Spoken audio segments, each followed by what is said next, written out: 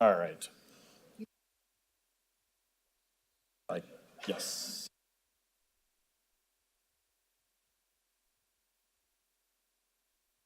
All right, we will call the Common Council meeting to order at this time for the month of October. Welcome to all those in attendance, those watching at home, and to the Common Council. At this time, we will have the clerk call the roll. Bry, Here. Schley, Here. Katarabik, here. Beeman, Here. Sokola, Here. Bolt, Here. Cummings, Here. Vanderkin, Here. Breckelberg, Here. Sikowitz, Here. all members present. Thank you. At this time, will everyone please rise for the Pledge of Allegiance, and if you could remain standing after that for a prayer by our Council President, Eric Sitkowitz. I pledge allegiance to the flag of the United States of America and to the republic for which it stands, one nation, under God, indivisible, with liberty and justice for all. God, we pray for the people of Israel amid the escalating violence. We pray for those who have been killed and injured by the rockets from Gaza in southern Israel. May your Spirit provide comfort to them during this horrific event. Amen. Amen. Thank you, Council President Sitkowitz. We'll move to item D, presentations. We have one presentation this evening we're fortunate to promote and to have a badge pinning for Lieutenant Tyler Hill. If Tyler and his family would like to come up, and also any other sworn officers of the Planetoc Police Department, the city clerk will administer the oath.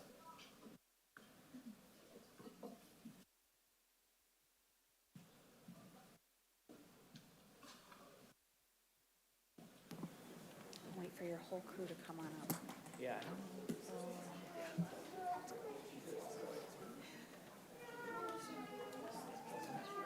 Whenever you're ready, if you please raise your right hand, repeat after me. I, Tyler Hill, I, Tyler Hill, solemnly swear solemnly swear that I will support the Constitution of the United States that I will support the Constitution of the United States and the Constitution of the State of Wisconsin, and the Constitution of the State of Wisconsin, and that I will faithfully discharge the duties and that I will faithfully discharge the duties of Police Lieutenant of Police Lieutenant for the City of Manitowoc for the City of Manitowoc to the best of my ability, to the best of my abilities, so help me God. so help me God. Congratulations. Thank you. And I just need, if you could sign just this top line, I'll fill out the rest. Yep.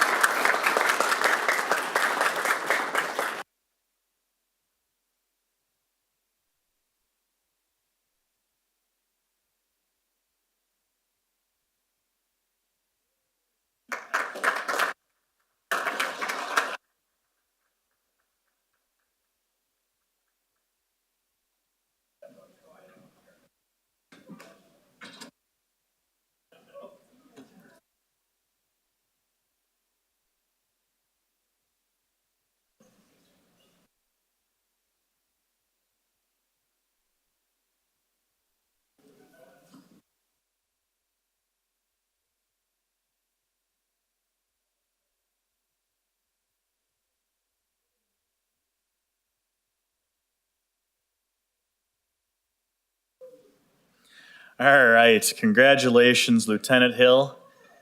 Congratulations on your promotion. At this time, we have 3 public hearings. The first one is a public hearing to be held at 6:31 for the purpose of hearing objections to proposed assessments to property owners for abatement of nuisance parks forestry assessments. We'll have the clerk read the proof of publication. Public hearing was published in the Herald Times on October 2nd and October 9th. All right, so at this time, I will call if there are any objections for proposed assessments to property owners for abatement of nuisance park forestry assessments. Is there anyone here for that purpose? Yes, if you just want to come up, please, and to the podium and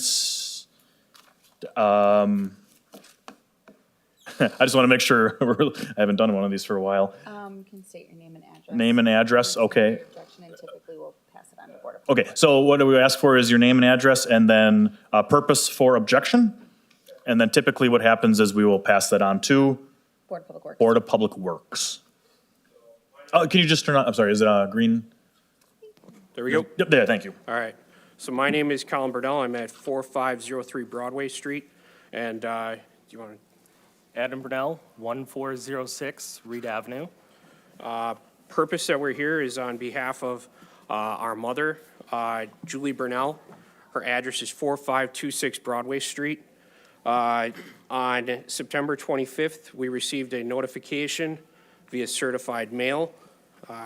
We have the certified letter right here, that there was going to be a proposed assessment in the amount of $594.14 for a dying maple tree that was removed by Lemahue Tree Service.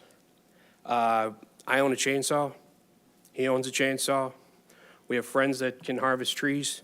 At no point in time, per the municipal code, were we notified by certified mail that this harvesting was going to take place. That is in,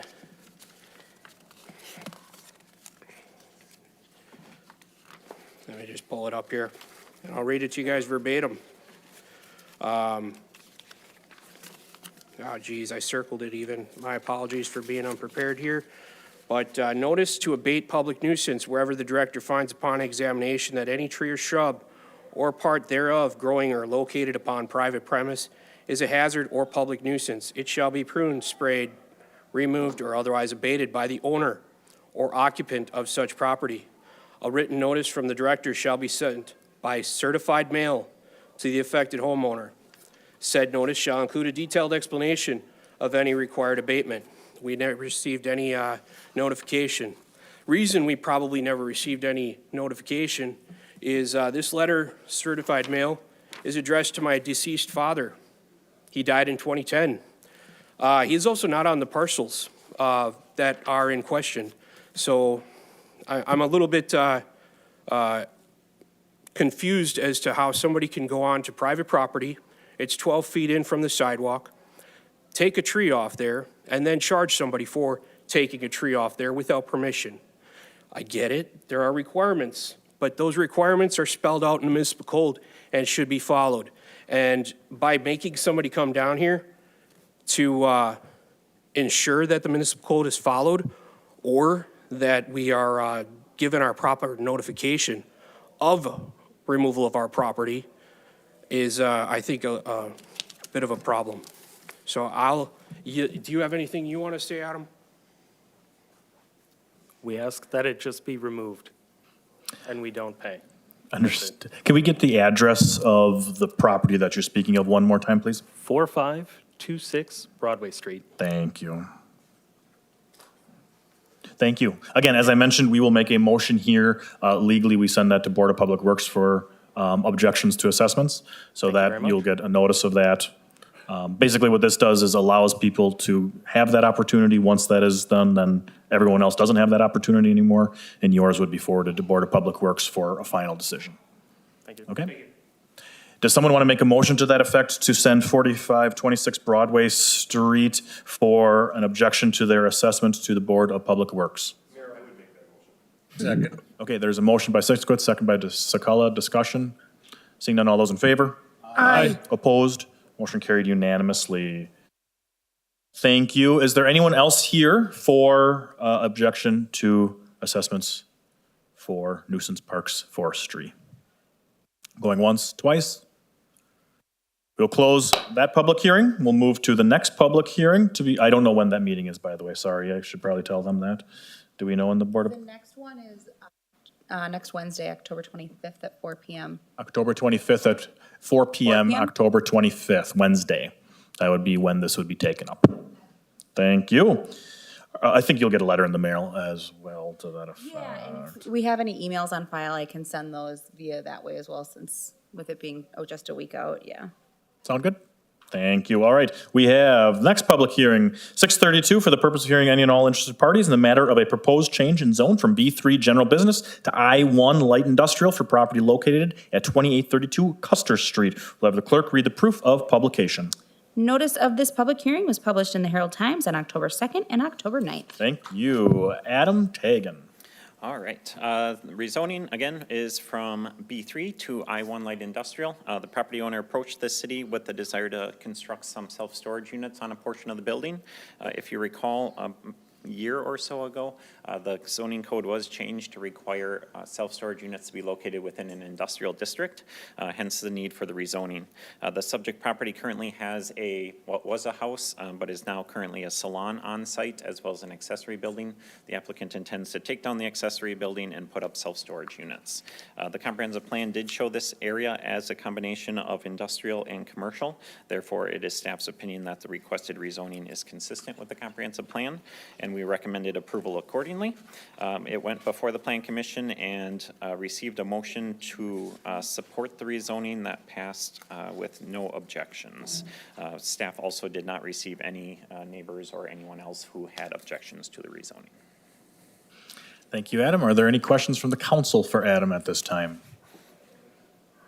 Seeing none then, this is a public hearing. If there's anyone interested in speaking on this specific subject matter, you may do so at this time. Anyone interested in speaking on this specific subject matter? Twice, 3 times. We will close this public hearing. We'll move to the next public hearing to be held for the purpose of hearing any and all interested parties in the matter of a proposed conditional use permit located at 419 Park Street for the operation of transitional housing pursuant to 15.150 parent 3.1. We'll have the clerk read the proof of publication. Notice of this public hearing was published in the Herald Times on October 2nd and October 9th. Thank you, Adam. All right, this is one that is coming forward as a result of a change in the operator of a conditional use. There is an existing approval for this subject property for transitional housing. However, it is currently being run by The Crossing. They are looking to transition the operation over to Lotus. So again, the use is not proposed to change at this time. There are for those of you not aware, transitional housing is basically temporary housing. It is not one where any treatment is provided on site. Again, it's just basically a housing choice. The proposed request would house up to 12 residents. This went before public hearing at the Planning Commission, and once again, it was recommended for approval with no objections. However, it is recommended that it be subject to the 11 conditions that were attached to the report that went to council. Happy to answer any questions. Thank you. Are there any questions from council at this time? If not, this is a public hearing for this specific subject matter. If there's anyone interested in speaking on this specific subject matter, you may do so at this time. Anyone interested in speaking on this matter? Going once, twice. We'll close this public hearing, and that concludes our public hearings. So we'll move to item F on the agenda, public input. If there's anyone here for public input on anything germane to the business of the city of Manitowoc, you may do so at this time. You'll have 5 minutes to speak. Just raise your hand. The MPU commissioner candidates that are here will have an opportunity to speak during that portion, so you don't have to now. But if there is anyone here to speak on their behalf, now would be the time. Or anything else germane to the business of the city of Manitowoc. Anyone? Yes, Donna, please just state your name for the record. Good evening. I appreciate the opportunity to talk to you this evening. My name is Donna Furman. I'm the board president at NAMI Manitowoc County, which is the National Alliance on Mental Illness. NAMI is the largest grassroots mental health organization in the country, and we are really quite blessed to have an affiliate here in Manitowoc. I recently led the merger of Prevent Suicide Manitowoc County, where I was board president, with NAMI Manitowoc County. What we have done is created a single organization that guards mental health by taking services upstream, and it prevents suicide through good mental health support, education, and advocacy. That kind of sets the table. At the mayor's 2023 roundtable earlier this year, he declared that housing was his #1 priority, was in fact the city's #1 priority.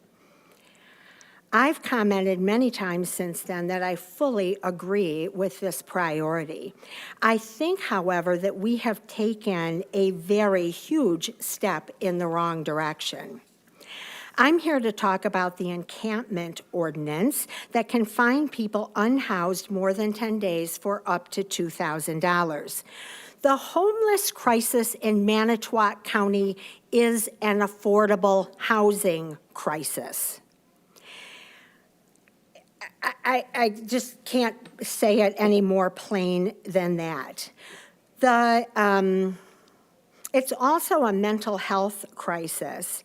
The lack of clinical mental health services and frankly, the desire to rid the problem rather than by doing the hard work of shifting punitive response to the unhoused, to doing the hard work of solving the problem of people being unhoused. Punitive fines are what we are looking at now rather than investing in permanent solutions.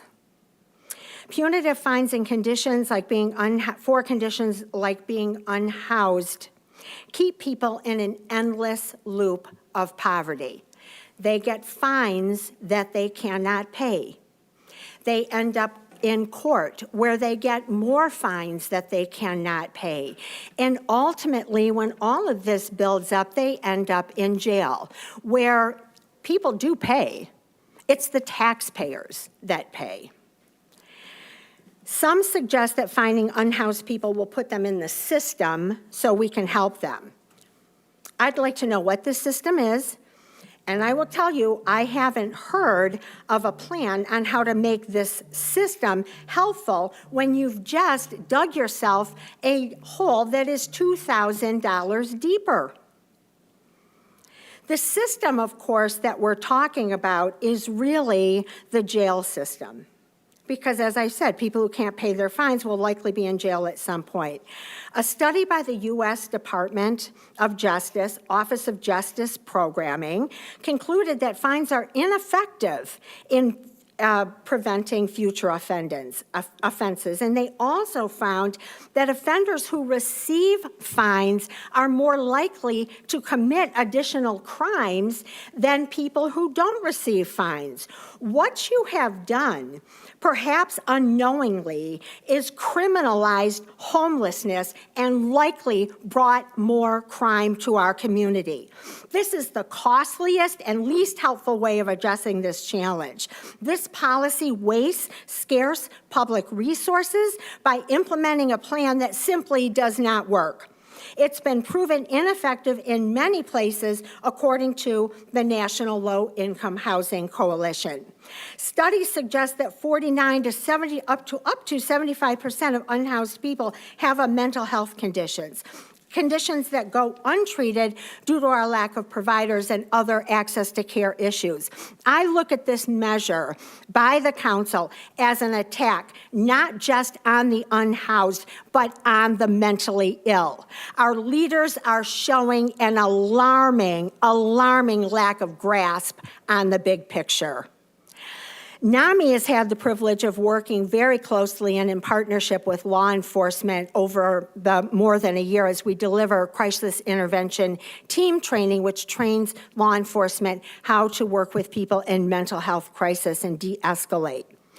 In that great partnership, we have grown in our knowledge and respect that they are often the first responders in a mental health crisis. Now, you have just made them the first responder in the housing crisis as well.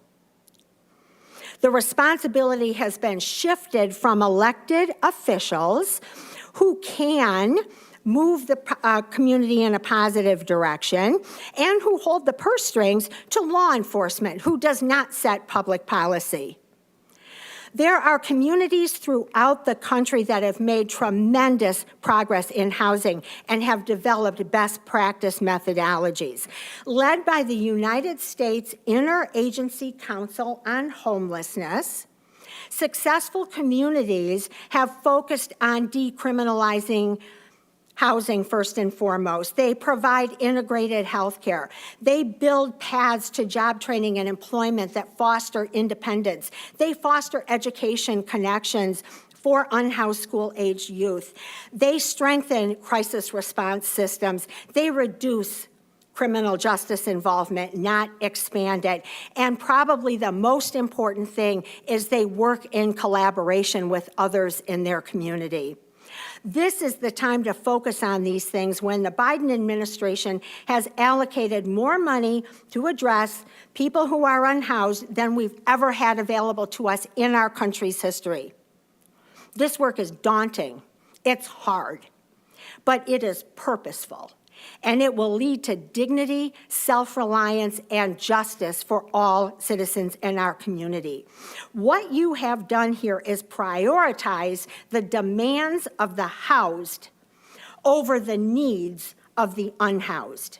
I urge you to change that. Fines do not fix homelessness. Homes fix homelessness. That is, after all, the city's stated top 2023 priority. Thank you. Thank you for your comments. Anyone else interested in speaking this evening for public input? Anyone else interested in speaking? Yes. Just state your name for the record, please. Oh, when you come up to the podium, please. My name is Kate Marquardt. I live at 3223 County Road B in Manitowoc. I am a grant specialist with what is called the Wisconsin Balance of State. Anyone outside of homelessness has no idea what that means. We are the HUD-recognized continuum of care for the state of Wisconsin, for all counties in Wisconsin except for Dane, Milwaukee, and Racine. So I come here after working in the community for 25 years at Lakeshore Community Action Program, and for the past little over a year working for the Balance of State, where we are supporting local coalitions through advocacy and other efforts. Thank you, Donna, for sort of setting the table for me. My hunch is perhaps you are unaware that you criminalized homelessness, that you didn't completely understand the ramifications of the decision that you made. Oftentimes, and I've said this at a county board presentation a few years ago, what causes homelessness? Mental health, mental wellness issues, criminal justice involvement, domestic violence. You could go on and on. Unemployment. What causes homelessness is lack of housing. It is as fundamental and as simple as that. And when you take people who are living in their cars or in a tent and you are assessing them fines, what purpose have you done? So I wanted to talk to you a little bit about criminalizing homelessness. It's an antiquated solution, in quotes, to homelessness. That is something that people did many years ago. Progressive communities know that criminalizing homelessness is completely ineffective, and they make better decisions to work towards solutions to homelessness, not to penalize those who find themselves on the wrong side of many life's decisions. The other philosophy that I want you to be aware of is called Housing First.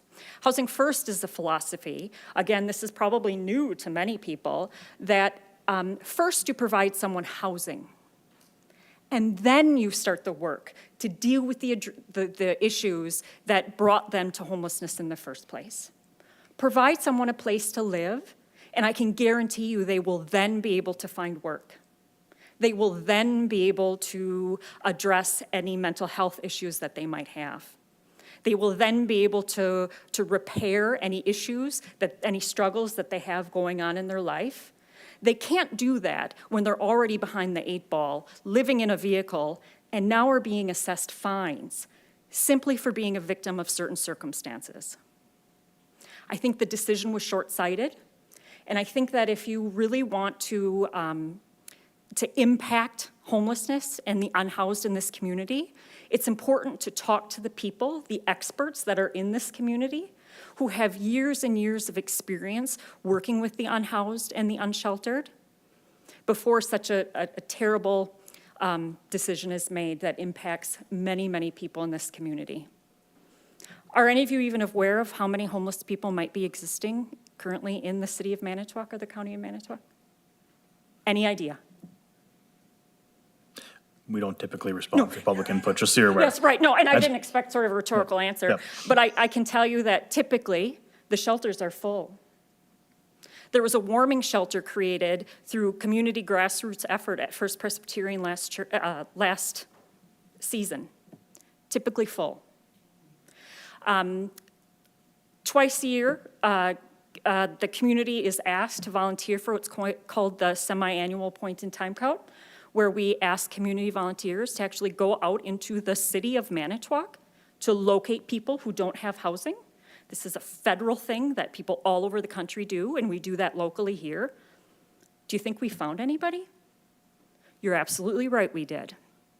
Families living in cars, people living in, on the street. In fact, when I did the point count in July of 2022, there was a couple sleeping underneath, like on the grass space by, it was Associated Bank, by the, where the bridge tender operates, and full view of the person who would have been the bridge tender that night. The problem exists here. And my fear is that you may have made it worse, but my hope is that you can fix it and tap into the knowledge of the people who had the experience and the knowledge to help you make an informed decision instead of penalizing people who are victims of their own circumstances. Thank you. Thank you for your comments. Anyone else interested in speaking this evening on anything germane to the business of the City of Manitowoc? Yes, please. Just state your name for the record.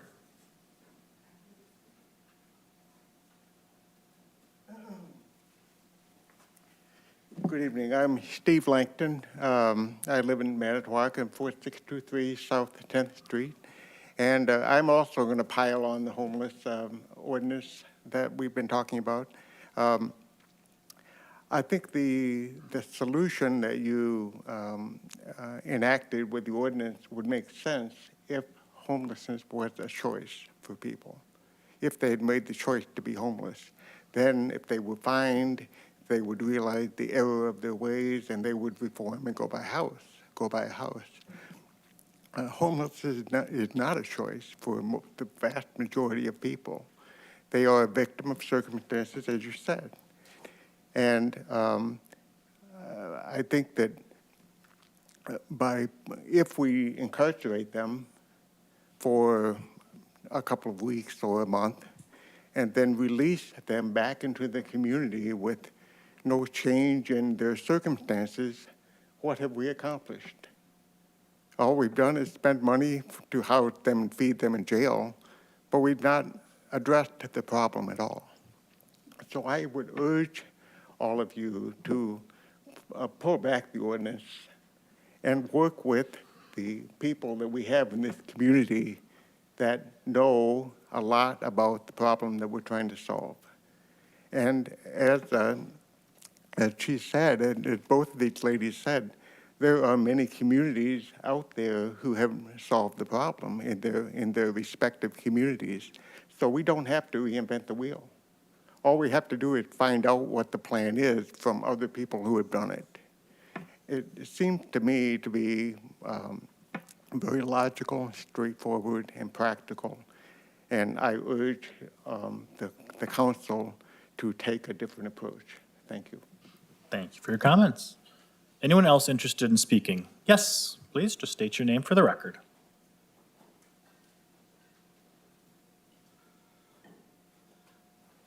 Hi, I'm Tanner Sharp. I'm here tonight to hope to hear on a resolution regarding my street, Division Street. Now, many of you have already heard me spoken heartfeltly, along with my neighbors. We are passionate about our street with the raised curbing, and I've come here tonight to hope to hear a resolution regarding that whole situation. But I want to publicly say thank you for listening, not just to my voice, but to my neighbor's voice. Thank you. Thank you. Anyone else interested in speaking for public input? Yes, please, just state your name for the record.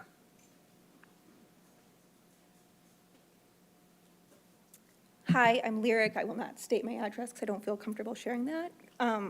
I am the Supportive Housing Program Director for Lakeshore CAP.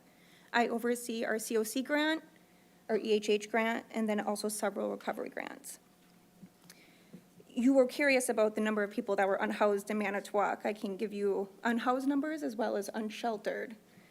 Currently, there's 127 people unhoused in Manitowoc. That means either staying in their cars, sleeping outside, or an emergency shelter. 57 of those people are adults and 70 of them are children. That means 18 and under.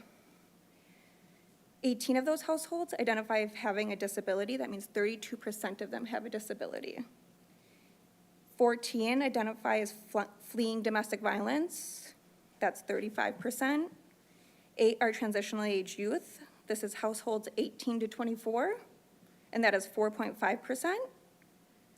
And 2 of those households are veterans. Specifically, out of those numbers, 56 people are sleeping outside. That means either in their car, in a tent, or somewhere not made for human habitation. 5 of those households identify as having a disability, and that's when they're comfortable enough to disclose that information. 4 of those households identify as fleeing domestic violence, and 3 are transitional age youth, 18 to 24.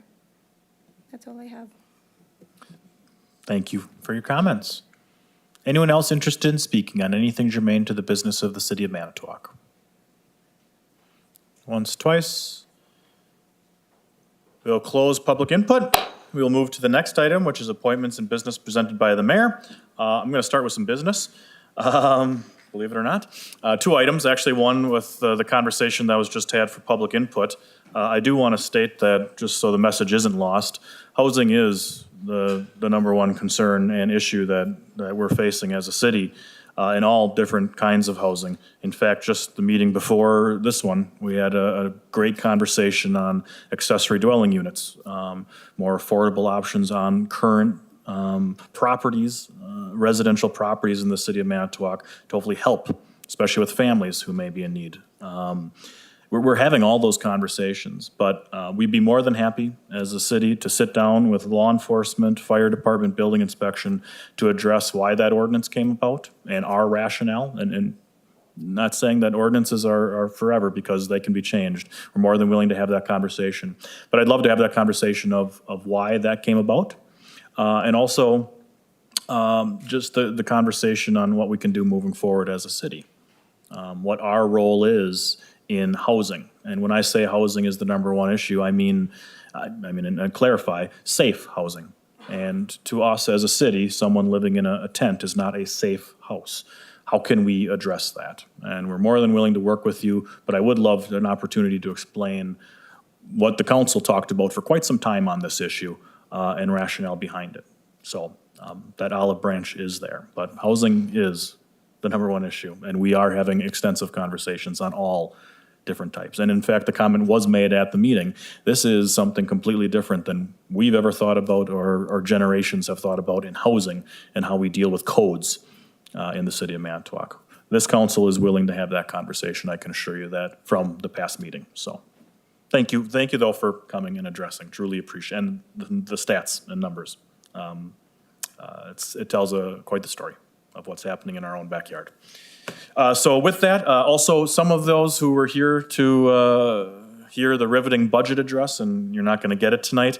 One thing I just want to note on that, it'll be presented next week, Tuesday, at a special meeting, 5 o'clock. Part of the reason, there's 2 reasons why it isn't being presented tonight.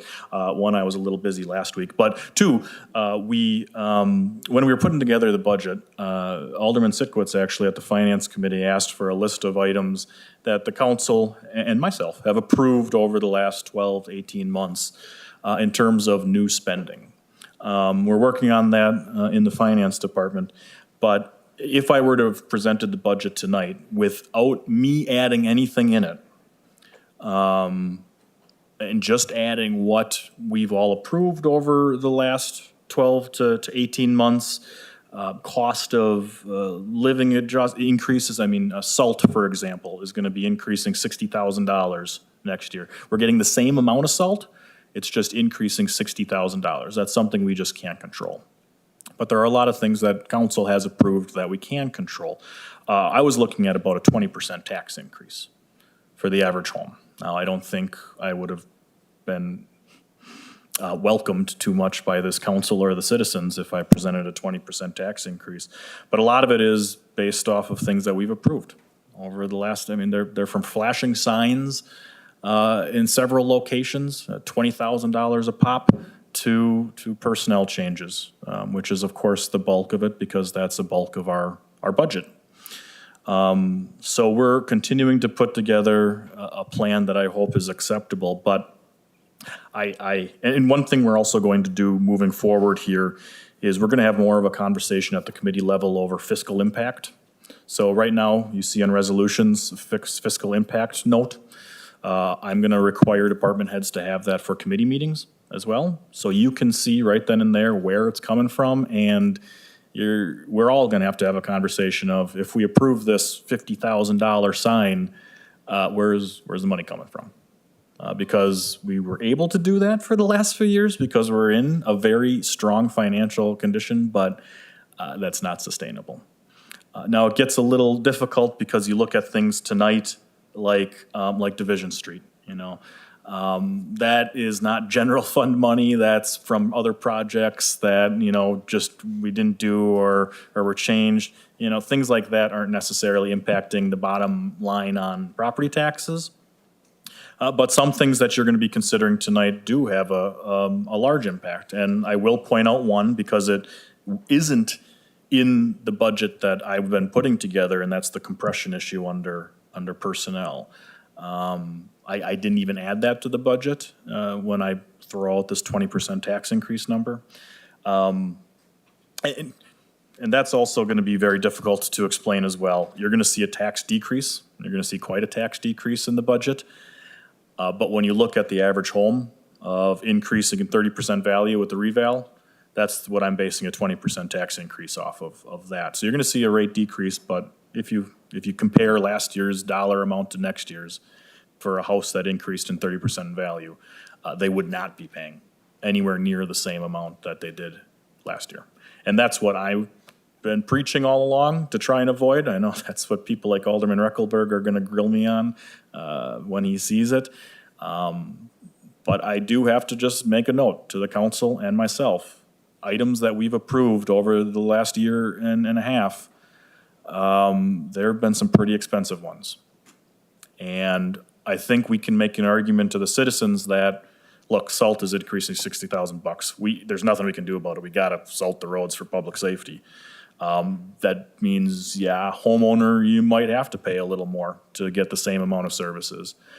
But there's a lot above and beyond that we've done too. Again, I've supported a lot of it because I know that we need to do a lot. But it's going to be a robust budget conversation. So that is the reason it's not here tonight. I'm going to work to make it more manageable. Sean's been working aggressively. Department heads were told about this morning. They're combing through their budgets again as we speak. But if you have any questions, please come directly to me. I'll be more than happy to have a conversation with you over the next week. Again, next week, Tuesday will be that special council meeting where you'll get the budget. And I did talk to Alderman Bry about whether or not he wants to push out even further when we normally would approve the budget or not. That's up to him, just because it will be a week later than normal. Any questions on that? All right. Again, just a warning, please remember that as you vote on things tonight even. I have a couple appointments to make. One is to the Transit Commission, Deanna Genske for a vacancy there. Zoning Board of Appeals, Jeff DeZeo. And two alternates on the Zoning Board of Appeals, Mike Howe and Julie Vogel. I would look for a motion to approve. Move to approve the mayor's appointments. Second. Motion second, discussion. Seeing none, all those in favor? Aye. Opposed? Motion carried unanimously. We will move to the next item on the agenda, which is our consent agenda. Is there anything to be removed from the consent agenda? What is this? Forestry assessments to. We voted on that, didn't we? It's on consent. Oh, okay, so, okay, yeah, we should take off the one, What's the document? yeah, the full document, sorry. Document number? Document number is 23-0868. That's the nuisance assessments, so we would just approve all the rest minus the 4526 Broadway Street one. So I would make a motion to remove 23-0868 from the consent agenda. Okay, Second. You don't have to motion, you can just take it off, remember? Oh, yeah. Can I just take it off? Yeah, any individual alder has that power. We'll remove that, thank you for pointing that out. Anything else to be removed? Seeing none, then I would look for a motion to approve the consent agenda as amended. So move. Second. Motion second, all those in favor? Aye. Opposed? Motion carried unanimously. We'll move to item I for those following along at home. Committee reports and Committee of the Whole, Council President Eric Sitkowitz. Thank you, Mr. Mayor. We have one document in front of us this evening. It's 23-0900. It came out of a committee of the whole meeting last month, I believe, working towards the blighted properties at Memorial Drive in East Magnolia, best known as the Mid-Cities Mall, or I think they were Lakeview Center. This was a process to obviously take a look at the properties and move towards a hopeful redevelopment.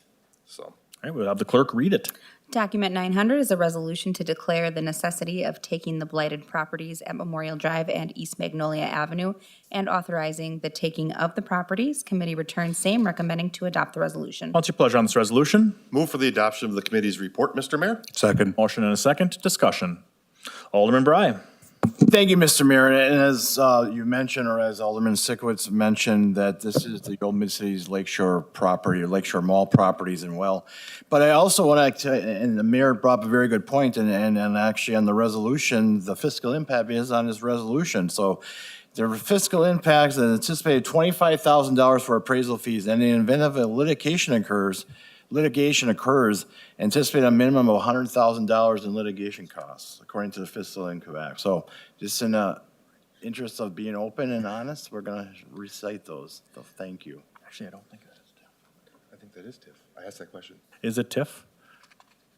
Okay, sorry. Yeah, thank you for pointing that out. But yeah, Alderman Sikowitz, if you want. Yeah, thank you, Mr. Mayor, and Alder Bry for pointing out that fiscal impact. I think we're gonna have that conversation a lot tonight. But in this case, when we talk about general property taxes, those revenue or those expenses would be recouped by any development through the TIF district But overlaying to there. So. reiterate that TIF money is still tax power and property tax money, and then you're also taking from other taxing entities as well. So it is property tax money. I'm not trying to say this is wrong, because I think the vast majority of the people of the city of Manitowoc want that area to redeveloped. Yeah, but to be fair, we're not taking money from other taxing districts because it's valued at the same value that it is today. It's only when there's redevelopment, that's the increment. So it's future tax dollars. It's Well, not. I guess it's interpretation is how you put it, but regardless, the fiscal impact here. So like I said, we'll be mentioning this a lot tonight. Thank you, Alderman. Thank you, Alderman Bry. Any further discussion?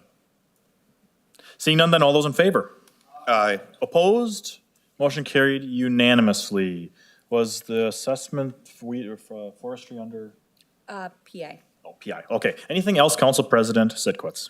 Not at this time. That completes our business. Thank you. We'll move then to the Finance Committee. Alderman Jim Bry is chair. Thank you, Mr. Mayor. The clerk has the documents, but the first one is going to be the Open MPU Commission, right? Correct. So just a quick, if the mayor will allow me to speak quickly before that. At our last Finance Committee meeting, we had discussions and interviews for the open vacancy on the Manitowoc Public Utilities Commission. One of the applicants was Greg Jagaman, and the other one was Elizabeth or Betsy Roberts. And in contact with Ms. Roberts, I apologized to her profusely that I did not inform her that she will be allowed to speak at the Finance Committee meeting that evening to give her a presentation and why she should be on the MPU Commission. I did email her that.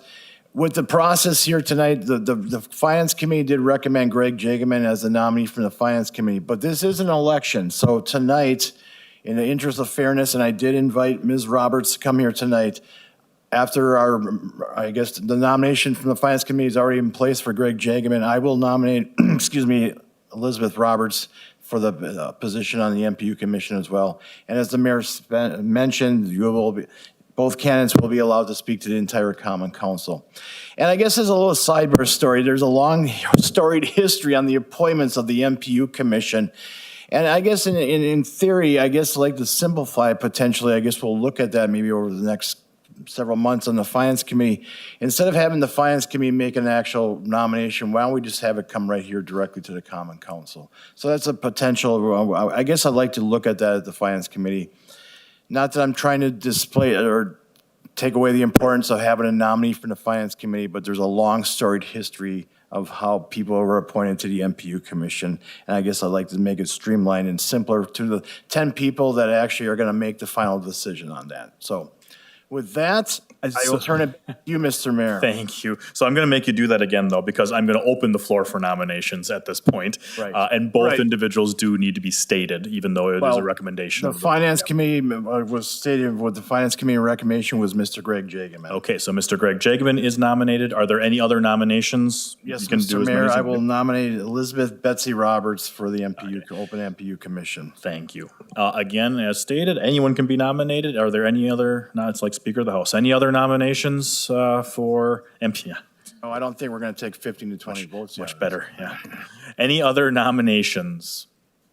If not, I would look for a motion to close nominations then. So moved. Motion second. All those in favor? Aye. Opposed? Motion carried unanimously. So we have 2 names in for nomination. As mentioned, I will allow both the individuals nominated an opportunity to speak if you just want to come up to the podium. I will start with the first one that was nominated. And another reason I wanted you to do that, just to see who you got first. Greg Jageman, if you would like to come up and speak. And then Elizabeth, you'll be next. After that, I will allow questions from the council of either nominee. So, Greg, you are first. Go ahead. All right, thank you, Mr. Mayor. I did want to take the opportunity to come and address the council directly tonight. I do serve on Planning Commission as well, and I had applied to the Public Utility Commission back in 2015. But certainly a lot has changed since then. I'm currently the Director of Supply Chain at Jageman Stamping Company, our family business. We're one of the industrial users located in the industrial park. I've also represented them at the Key Accounts Breakfast. You know, one of the things that I like to do is stay involved and current on issues and changes. During that time, with Precision Metal Forming Association, I've advocated for issues that impact our industry in Washington, D.C. So certainly staying in touch with industry trends, meeting with senators, and promoting our interests. Currently, I'm serving on the board for Progress Lakeshore, the Economic Development Corporation for Manitowoc County. I did serve as past president as well. And next year, my plan is to step down from that board. I know that this position requires time and dedication, and that is going to free up some resources and time to really focus on this, which is why I'm applying now. I'm dedicated. I want to work together. You know, certainly we have a lot of industrial users and residents and taxpayers here in the city. So I want to make sure that we're representing all of those views and also be a good steward of our public utility. Thank you. Again, just wait, just in case there are questions, but you can, Yeah, but you if can be there's any seated until we hear from Elizabeth, and then we'll open up the floor for questions. All right, thank you, Greg. Elizabeth, if you'd like to come up, and same opportunity. Hi, everybody. Council members, thank you all for the opportunity to speak regarding my interest and my qualifications for the MPU commission position. As a 15-year employee of the largest industrial user of steam, water, and electricity in the community, I can provide perspective and representation for the larger manufacturing sector in the city of Manitowoc. I will provide thoughtful leadership and input on the MPU decision-making with the intention of continuing to provide exceptional reliability, uninterrupted service, lower cost, and best-in-class support for all utility users. I can provide experience and perspective on regulatory requirements relating to air emissions, wastewater discharge, and overall compliance. As a member of various sustainability working groups, I have a passion for continuous improvement towards sustainability goals. I will support and advocate for future sustainability efforts as desired by key stakeholders, including customer and regulatory bodies. My experience would also allow for potential collaborative goals between MPU and other industrial utility users. My connection to the Manitowoc community began over 20 years ago, and I've been a resident of the city for the last 13 years. Beyond my resident experiences with MPU, I have a personal connection to it, with my father-in-law achieving a 30-plus year career with MPU. This, as well as many other personal connections to the organization, reinforce my desire to provide support for continuing its longstanding reputation of service and success. Thank you all for your consideration. Thank you. All right, at this time, I will open it up to the council for questions of either or both candidates. Are there any questions? We'll get to comments after questions if there are any comments, but any questions? Seeing none, then I will open it up to the council for any comments. Alderman Reckelberg.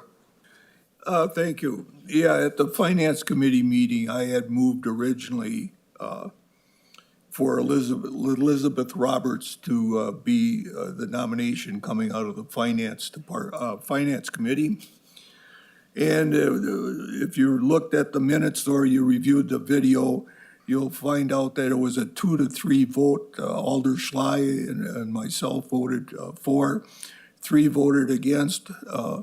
Alder Sikowitz made a good comment that she didn't attend the meeting and therefore questioned whether or not she was interested enough. And I'm going, well, you know, that makes sense too. So coming out of finance, it was a 6-0 vote based on that. But since that meeting, I found out, and Alder Bry explained it relatively well, and therefore if Alder Bry didn't make the motion to put her in nomination, I was going to. I looked at, for example, Mr. Jageman and all his various committees and commissions that he involves himself with, and it's very much appreciated that he does take that involvement. And it was with that I felt that perhaps Elizabeth Roberts would get my vote simply from the standpoint as she wants to get involved. She doesn't have that long list of other appointments for city commissions and committees. And I thought that would be a way of getting more people involved in the city government.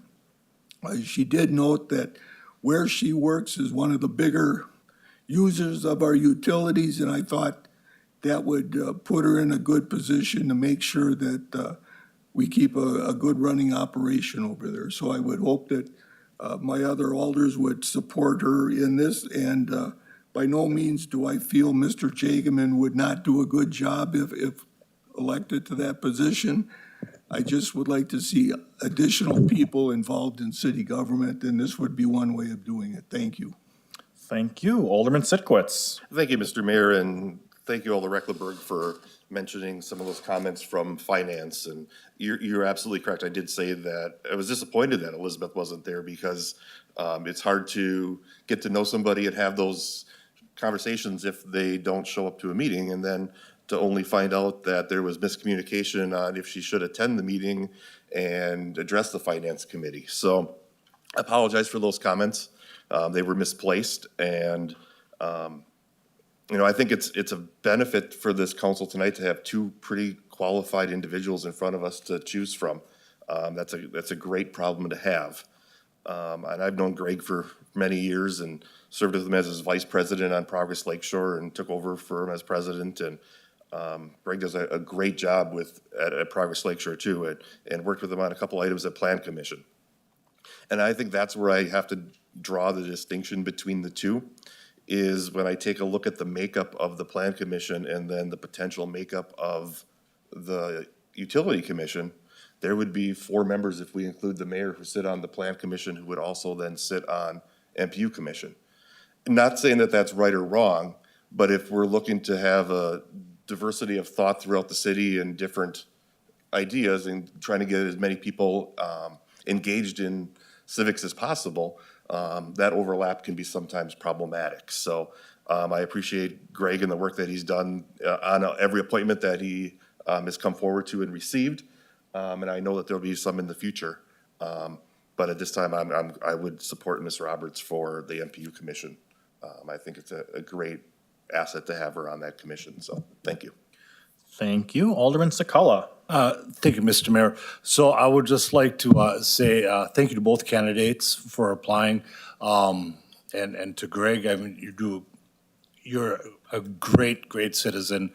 You do so much civically, you really do, and I sincerely appreciate that. I have to echo Alder Sikowitz's feelings. I mean, when I cast my vote for Greg, it was because Betsy, you weren't there. and I didn't have the full reasoning why. I felt it was very important that we were addressed at the time, but now I understand. And looking at that and drawing that, I am going to be endorsing you this evening for a lot of the same reasons that Alder Sikowitz said. I think it's a good idea that one of the biggest users of utilities, has a seat at the table, and civically, you don't have as much on your plate right now, so I think you could focus more attention to that. So, but thank you both for applying. So thank you. Thank you. Anything else? Any other comments from the council? If not, this is an election, so majority vote wins. We will do roll call vote by district or by seat? We'll do roll call vote by seat. If you are going to vote for Greg Jageman, please say Jageman. If you're going to vote for Elizabeth Roberts, please say Roberts. We'll have the clerk call the roll. Bry, Jageman. Schley, Jageman. Katarabik, Roberts, Beeman, Roberts. Sakala, Roberts. Bolt, Roberts. Cummings, Roberts. Vanderkin, Roberts. Reckelberg, Roberts. Sikowitz. Roberts. It is Ms. Roberts, 8-2. All right, congratulations on your election to the Manitowoc Public Utilities Commission. Welcome. And thank you both again for being here this evening and very qualified candidates. It's great to see. Thank you. All right, we'll move then to the remainder of the Finance Committee agenda. Alderman Bry, or are we just going to take the items up? The clerk has. Yep, the all right. documents, Sounds good. yes. Document 835 is Lakeshore Humane Society Agreement between the cities of Manitowoc and Two Rivers. Committee returns same, recommending to approve the agreement. Council, your pleasure on this report. Move for the adoption of the committee's report, Mr. Mayor. Second. Motion and second, discussion. Seeing none, all those in favor? Aye. Opposed? Motion carried unanimously.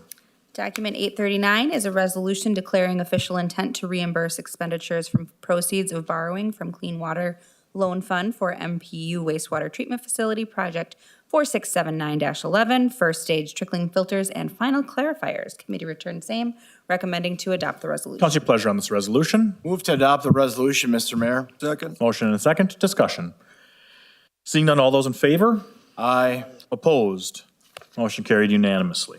Document 885 is a memorandum of understanding between the Wisconsin Elections Commission and the City of Manitowoc for the purpose of detailing the parties' obligations pertaining to Badger Book's electronic poll book and associated software. Committee returns same, recommending to enter into the MOU. Council, your pleasure on this report. Move for the adoption of the committee's report, Mr. Mayor. Second. Motion and a second, discussion. Seeing none, all those in favor? Aye. Opposed? Motion carried unanimously. Document 895 is a resolution to revise special event policy language. Committee returns same, recommending to adopt the resolution. Council, your pleasure on this resolution. Move for the adoption of the resolution, Mr. Mayor. Second. Motion and a second, discussion. Seeing none, all those in favor? Aye. Opposed? Motion carried unanimously. Anything else, Alderman Bry? Yes, quickly, Mr. Mayor, as you mentioned in one of your reports, that you will be presenting your proposed 2024 budget next Tuesday, 5 p.m. in the Common Council chambers. With that, they will be turned over to the Finance Committee, which we will start deliberating on. I'm still considering, I'm not sure yet. I know we got to set it by state statute to get the hearing and stuff like that, but hopefully in the next couple of days, we'll have a motion on that or a discussion on that. But I guess to the Finance Committee, our normal meeting will be on Tuesday, November 7th, 5:30 p.m. here in the Common Council chambers. I'm looking to potentially have a meeting the week of October 30th. It won't be the 30th. It won't be the 31st as well. Why not? I It's a don't know. great day. It is. Well, I don't want to interrupt people from trick or treating that night. Oh. But anyways, or your birthday cake. or my birthday cake. There you go. Correctly. If necessary, trust me, I've met on my birthday if necessary. But I guess I'm looking potentially at that Wednesday or Thursday of that week for a preliminary finance meeting. So just keep that in your heads for the time being, and we'll go from there. But that's all I have, Mr. Mayor. Thank you very much. Thank you, Alderman Bry. We'll move then to the Personnel Committee. Alderman Bill Schley is chair. Thank you, Mr. Mayor. The clerk has the documents. All right, document 786 is an agreement of Vitality Wellness Platform contract. Committee returns same, recommending approval. Council, your pleasure on this report. Move to approve the contract. Second. Motion second, discussion. Seeing none, all those in favor? Aye. Aye. Opposed? Motion carried unanimously. Document 799 is a letter from Seth Loberger, Fire Department, regarding residency. Committee returns same, recommending a 6-month extension from October 4th, 2023. Council, your pleasure on this report. Move to approve the extension. Second. Motion and a second. Discussion. Alderman Sitkowitz. Thank you. I guess just a question on procedure. Is council able to extend a 6-month extension for an employee that's not currently in compliance with the residency since their previous extension expired October 4th? Go ahead, Eric. Yeah, he's looking to you. Sorry, yes, yes. And let me expand upon that. Yeah, council, ultimately, you're the employer, right? And if you find that an employee is out of contract, you get to make the decision, as a council, get to make the decision whether or not to, for example, terminate the employee because they're outside the bounds of their contract, right? So in this instance, you can choose to change the rules as you apply them, despite the fact that that they're out of compliance. There's nothing that would prevent this body from acting and allowing that. So the extension's really moot because the council would have to take action on it, correct? On the employee who would be out of compliance for a contract? I believe there's a request for another 6 months for the employee to continue employment, but more than 25 miles away. And if the council approves that, he will continue employment and not be subject to that restriction for 6 months henceforth. You're not incorrect noting that this employee was out of compliance with the contract for the previous week or two. You're not incorrect with that. Okay. Well, it's no secret that I think the contract should be enforced. It was bargained. And, it was interesting that when the two individuals, and we'll take them simultaneously here, so I'll speak to them both, came before personnel, and when asked, they kept focusing on purchasing a home. And that doesn't equal residency. I asked a simple question that went back to February when they got the last 6-month extension. Have you got on any apartment waiting lists? And the answer was no. They want to buy a home. Then I asked the question, does anybody see in the next 6 months the whole housing market fall, prices fall, so that they can purchase a home? And they both said no. So, 6 months extension, fine. We did that once. I don't know why we're doing it again, but thank you. Thank you. Any further discussion? Alderman Sakala. Thank you, Mr. Mayor. To echo what President Sikowitz said, plus on top of it, when we did this 7 months ago, what was it, April, March, maybe it was March, February, thank you. When we did this last winter, we said this is the last time. And every single person behind this dais voted that this is the last time. This council really, and I'm not biking on the council at all, but a little bit, we have a hard time saying no. And sometimes you just, really, every time somebody comes up with, their heart's bleeding a little bit because my decent paying job can't find one of the 132 rentals or 69 homes for sale in this city as of this evening. And that's just in Manitowoc. That's not Manitowoc County. I'm sorry, I can't feel for you. I really can't. This is coming up on 2 years now. 2 years. Really? Every single person behind this dais and every single department head over there lives in the city of Manitowoc. Why? Because we obviously like it here. We're all here. So to ask for 25 miles, that isn't so much. So I'm done. Thank you. Thank you. I have Alderman Schley, Bry, then Bolt. Thank you, Mr. Mayor. I'm not broke, but I moved back here 7 years ago, and my partner and I purchased a home on the north side of Manitowoc.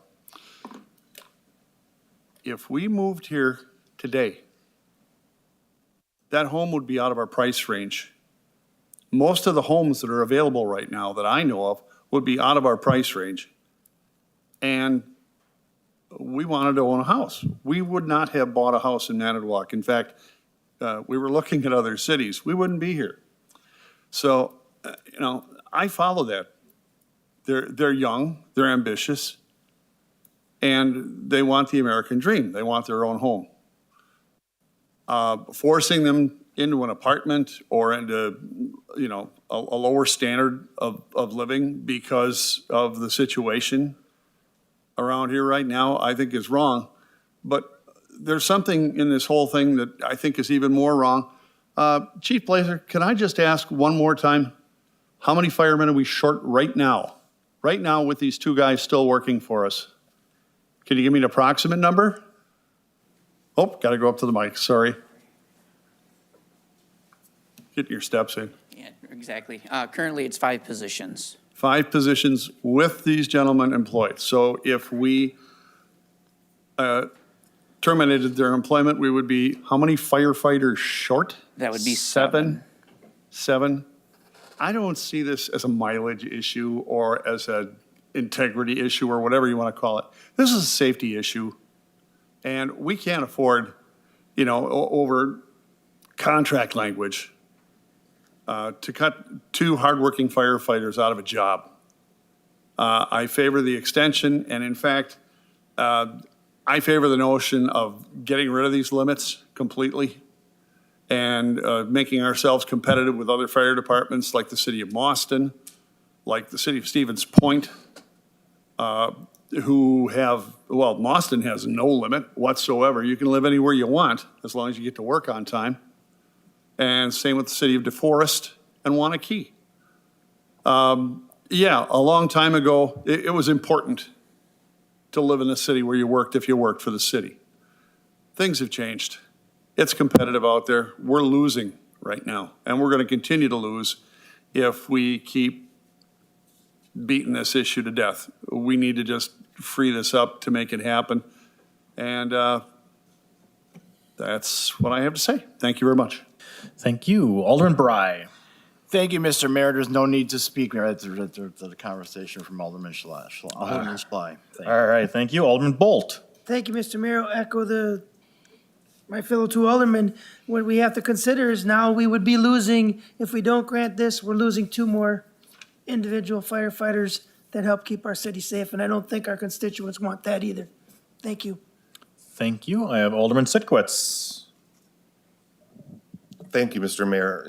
I'm confused by the notion that when somebody comes aboard and in the contract that the union negotiated with the city, that they're made aware of there's a 25-mile-an-hour residency requirement. It's not like the city covers that part up of the contract with a Post-it note and then all of a sudden takes it off and goes, oh, by the way, you have a residency requirement. If we did that, yeah, I'd understand. Yeah, we misled you. We hid that from you. But that's not the case. I'm just wondering if there's other provisions in the contract that the city would just like to wipe away that we're not going to enforce. We just did an MPU commissioner, 5-year appointment. There's utilities that run outside the city. We're running a water main now to the south of the city of Manitowoc. We pump water to the Central Brown County Water Authority. One of the requirements to be on the MPU commission? You have to live in the city. The nerve. It's unbelievable. Can't believe that. And we're not even asking for that. We're not asking for them to live in the city. Just 25 miles. I don't know why that's so hard. Is it that bad here that we don't want to live here? What pride does it speak for your employer that you don't want to live near? I can't even say in, near. I don't know. Thank you. Thank you. I have Alderman Reckelberg, then Schley. A tough issue, but I would have to agree with our Alder Sikowitz, our president, and there is a contract. I think if perhaps I would go a different way if he wasn't late in bringing forward an extension, but the fact that that ran out and it's after the fact, I mean, it is a union contract. You can bet your bottom dollar if the city didn't abide by it, we'd be in trouble or in court or paying out a lot of money. So, like I said, I would feel differently about it if he was asking for an extension prior to the previous extension running out. So that's how I feel. I'm sorry. Thank you. Thank you. Alderman Schley. Thank you, Mr. Mayor. I'm sorry, too. But apples and oranges, okay? If the esteemed Mr. Jagaman or the new Commissioner, Ms. Roberts, were here right now, I could look at them and say, you guys competed for this job, did you not? Yes, they did. Okay? These firemen don't have to compete for this job. They can go anywhere they want and get darn good money. And they have been. That's why we're in the hole we're in right now. But we've got a couple of people who want to stay here and work for us and make our city safer and try to correct the already, my apologies to the fire department, but relatively unsafe situation that we're digging ourselves into. I don't see this, again, as a contract issue. This is a safety issue. And I'm done. Thank you. Thank you. Alderman Sitkowitz. Yeah, to Alder Schley's point there that the firemen can go wherever they want and make a good wage. You're absolutely correct, and I think this compounds that issue even more. So for instance, Amro, I think, was or let's just say Kewanee. If I lived in Kewanee, that 25-mile range, right? If I don't have to move to take a job with the city of Manitowoc, I can start to play department against department. I don't have to move and say I want to live here. I can apply in De Pere, I can apply in Green Bay, and then we get into bidding wars. And we've seen that with the union wages go up and up and up. We have a resolution coming up, I believe it's 2 from now, that we're going to talk about that, about how the wages have gone up and up and up. You can create bidding wars that way because they don't have to move. They don't have to be part of the community. It's a difference in philosophy, I get that. I think I'm in the minority, and that's okay. Thank you. Thank you. I have Alderman Sakala. Thank you, Mr. Mayor. First off, I will say that union contracts are very much black and white. And the union will be the very first to tell you that this is very much black and white. I deal with it on a daily basis. And the people in unions that I deal with, I get along with very well. And we have a good understanding of where each person is coming from. But to say this is a safety issue, I'm just going to throw the BS flag on that because 25 miles was never brought up until these 2 firefighters wanted to stay living in Kewanee and Brown County. So that's safety issue? No. Now it's a safety issue? Why wasn't it a safety issue 3 years ago, 6 years ago, 9 years ago, when the last 3 contracts were discussed? But now it is, because you got 2 firefighters that don't want to come in within the 25 miles.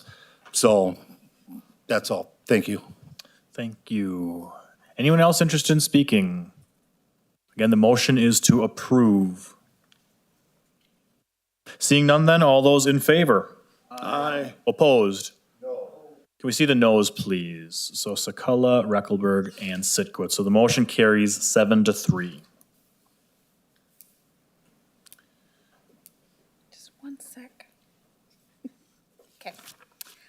All right, document 800 is a letter from Tyler Tews Fire Department regarding residency. Committee returns same, recommending a 6-month extension from October 4th, 2023. Council, your pleasure on this report. Move to approve the extension. Second. Motion and second. Discussion.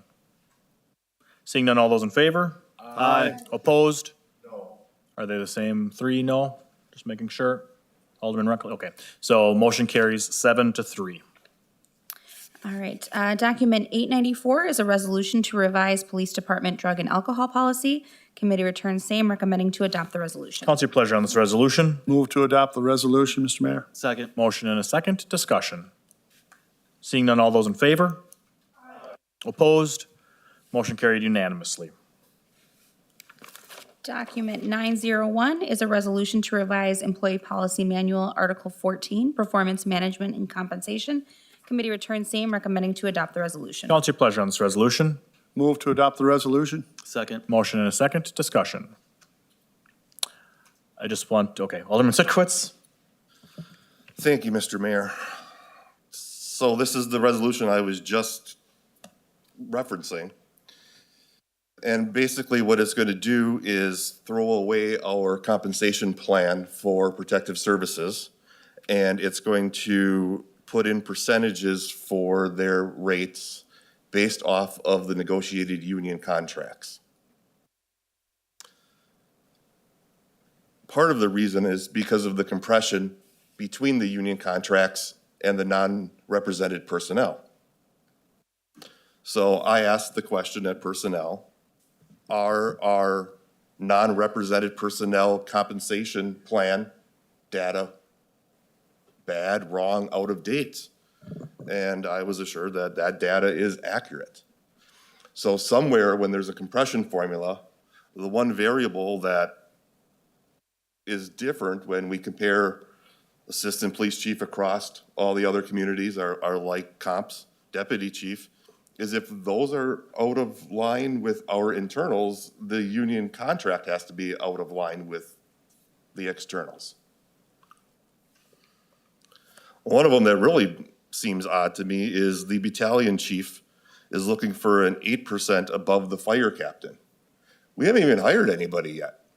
We just approved that position, and here we're looking at adding for compression. Well, I would have thought we would have priced that position accordingly, based off of our compensation plan, based off of Carlson Detman doing the research that we pay them for, and we put them and slotted them in at the right grade. So what was most disturbing by this, and it kind of speaks to Mayor Nichols' point earlier, is at personnel, when this resolution came forward, there was a motion and a second on it, and we were in discussion when I asked, how much does this cost to implement it? Personnel was ready to stamp this thing through without knowing what the fiscal impact in the 2024 budget was going to be. It was over, and the projected, because we don't have a contract for protective services in 2024, it was projected to be $40,000. But that wasn't a concern.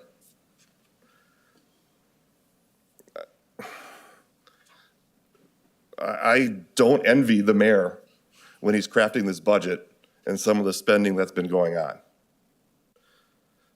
While it may feel like the right thing to do on this and open up the compression, if the one formula is off, the whole thing is going to be off. So I'm not going to be able to support this evening. Thank you, Alderman Sitkowitz. Further discussion? I do want to just note, Alderman Sitkowitz, after the fiscal impact was finally, what was sent to the Finance Department, the resolution does now say that at minimum, the language would result in $60,000 in additional expense if you look at a potential 2.5% raise for non-reps and then potential 4% union. So I just wanted to clarify that. Just be fair, you don't need to convince me anymore. I just wanted everyone else to know that the fiscal impact note is brand new $60,000 to implement this. Thank you. Alderman Reckelberg. I can appreciate that, and Alderman Sitkowitz more eloquently described how I feel about it than I could even, and I do give compliments, though, regarding, I'm looking at the fiscal impact. That is what I'm used to seeing at the county level on every resolution that even makes it out the door. Something I've been missing in the 3 years I've been on the city council. I look at a resolution, I have no idea what it's gonna cost me, or why. I hate to bring up the county, but at the county, if a resolution got sent out somewhere, there was a fiscal impact on it. As the finance director, my job was to initial it and make sure it was accurate. And if I didn't do that, and if our corporation counsel didn't initial that it met all the legal requirements, those resolutions never saw the light of day to a county board supervisor. I would like to see something like that at the city council level, that we don't see a resolution that doesn't have a fiscal impact and doesn't have the blessings of our legal counsel. With respect to that, then the other unfortunate was when they did pass the county board, unfortunately, the executive had to, in his next budget, incorporate those things. So I'm assuming that when you see these things being passed, you're either incorporating them or explaining why they're not. That would be great, helpful. So as much as I'm sure everybody likes to make sure that we pay people fairly, there are compression issues, and we would like to make sure that as an organization, we take care of those things. I can't support this at this time either. It's hard not to, because I like to see fairness in our compensation package, but until we see the budget, you know, if you want to incorporate this in there, I'll be willing to look at it when we see the bottom line. Thank you. Thank you. Alderman Vanderkin. Thank you, Mr. Mayor. Yeah, this fiscal impact wasn't there at the Personnel Committee where I did support it. And I thank you, Alderman Sikowitz, for speaking up during the meeting and tonight and having this in front of us here tonight. And as Alder Reckelberg has said previously at prior council meetings, that, you know, you may make a mistake at the committee level, but you get a second chance to make it right. And I definitely agree. I think this is a little bit out of control, and I think that we should stick to the plan, our compensation plan, especially if it is accurate, and I will not be supporting this as well. Thank you. Thank you. I have Alderman Schley. I'm just trying to get the hair on the back of my neck to go back down. Number one, new city attorney Eric Nitsch. Did you say this was wrong or illegal or anything like that? Because it was just implied that you did that. Well, I never heard that. You did. You said our city attorney did not approve this. Did you not? Okay, that was number one.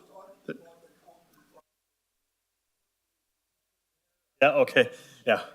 Yeah, sorry, yeah. Thank you. Alderman Reckelberg, I'll get you in the queue if you want, but we'll let Alderman Schley speak now. Okay, first of all, our legal it was implied that our legal counsel may or may not have supported this or thought that it was within our realm. It is. He didn't. Okay? Number two, were we suggesting a moment ago suppressing possible legislation by the council if certain entities within our city government don't like it? Was that suggested by anybody here? I think it was, and I don't think the residents of the city of Manitowoc are going to like it when their elected representatives are told that I want to bring something to a committee, I want to bring up an issue, but I'm told no, it's not fiscally possible, so I can't bring it up. I don't think the residents of Manitowoc are going to like that very much. Fiscal responsibility. Anybody paying more for groceries? Houses, apartments, we've talked about that tonight. Cars, new and used. Fire trucks have gone way up. Police SUVs cost a heck of a lot more. Welcome to post-COVID, folks. The reason for this whole compression thing is simply to take our leadership positions, which I believe all the positions we're talking about are non-union positions, right? And we want to make these positions attractive to candidates within our departments so we can promote from within. That's the whole idea behind this. And we're talking about $60,000. Folks, I don't have $60,000 in my wallet. nor my savings account or my checking account. But we sit around and approve $6.25 million TIFs that may or may not pay off in 20 years, and nobody even sneezes at that stuff. Fiscal responsibility, 60,000 compared to 6 million? Come on.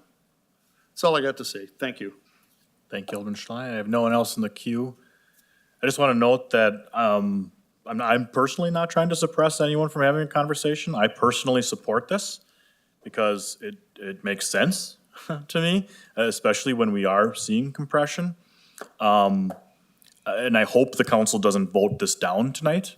I hope you just place it on the table for now so we can continue to have this conversation in conjunction with the budget as a whole.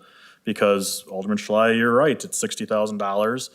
I can go line by line in the budget and say, this is worth it, this is worth it, this is worth it. And at the end of the day, we got a 20% tax increase. So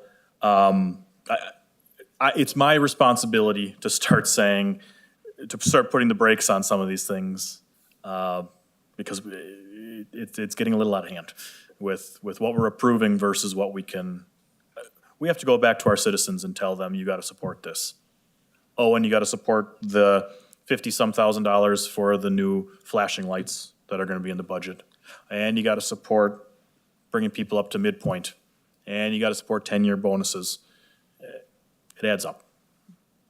So again, I support this. I just don't think it's responsible to just force it in the budget tonight when we don't see everything else.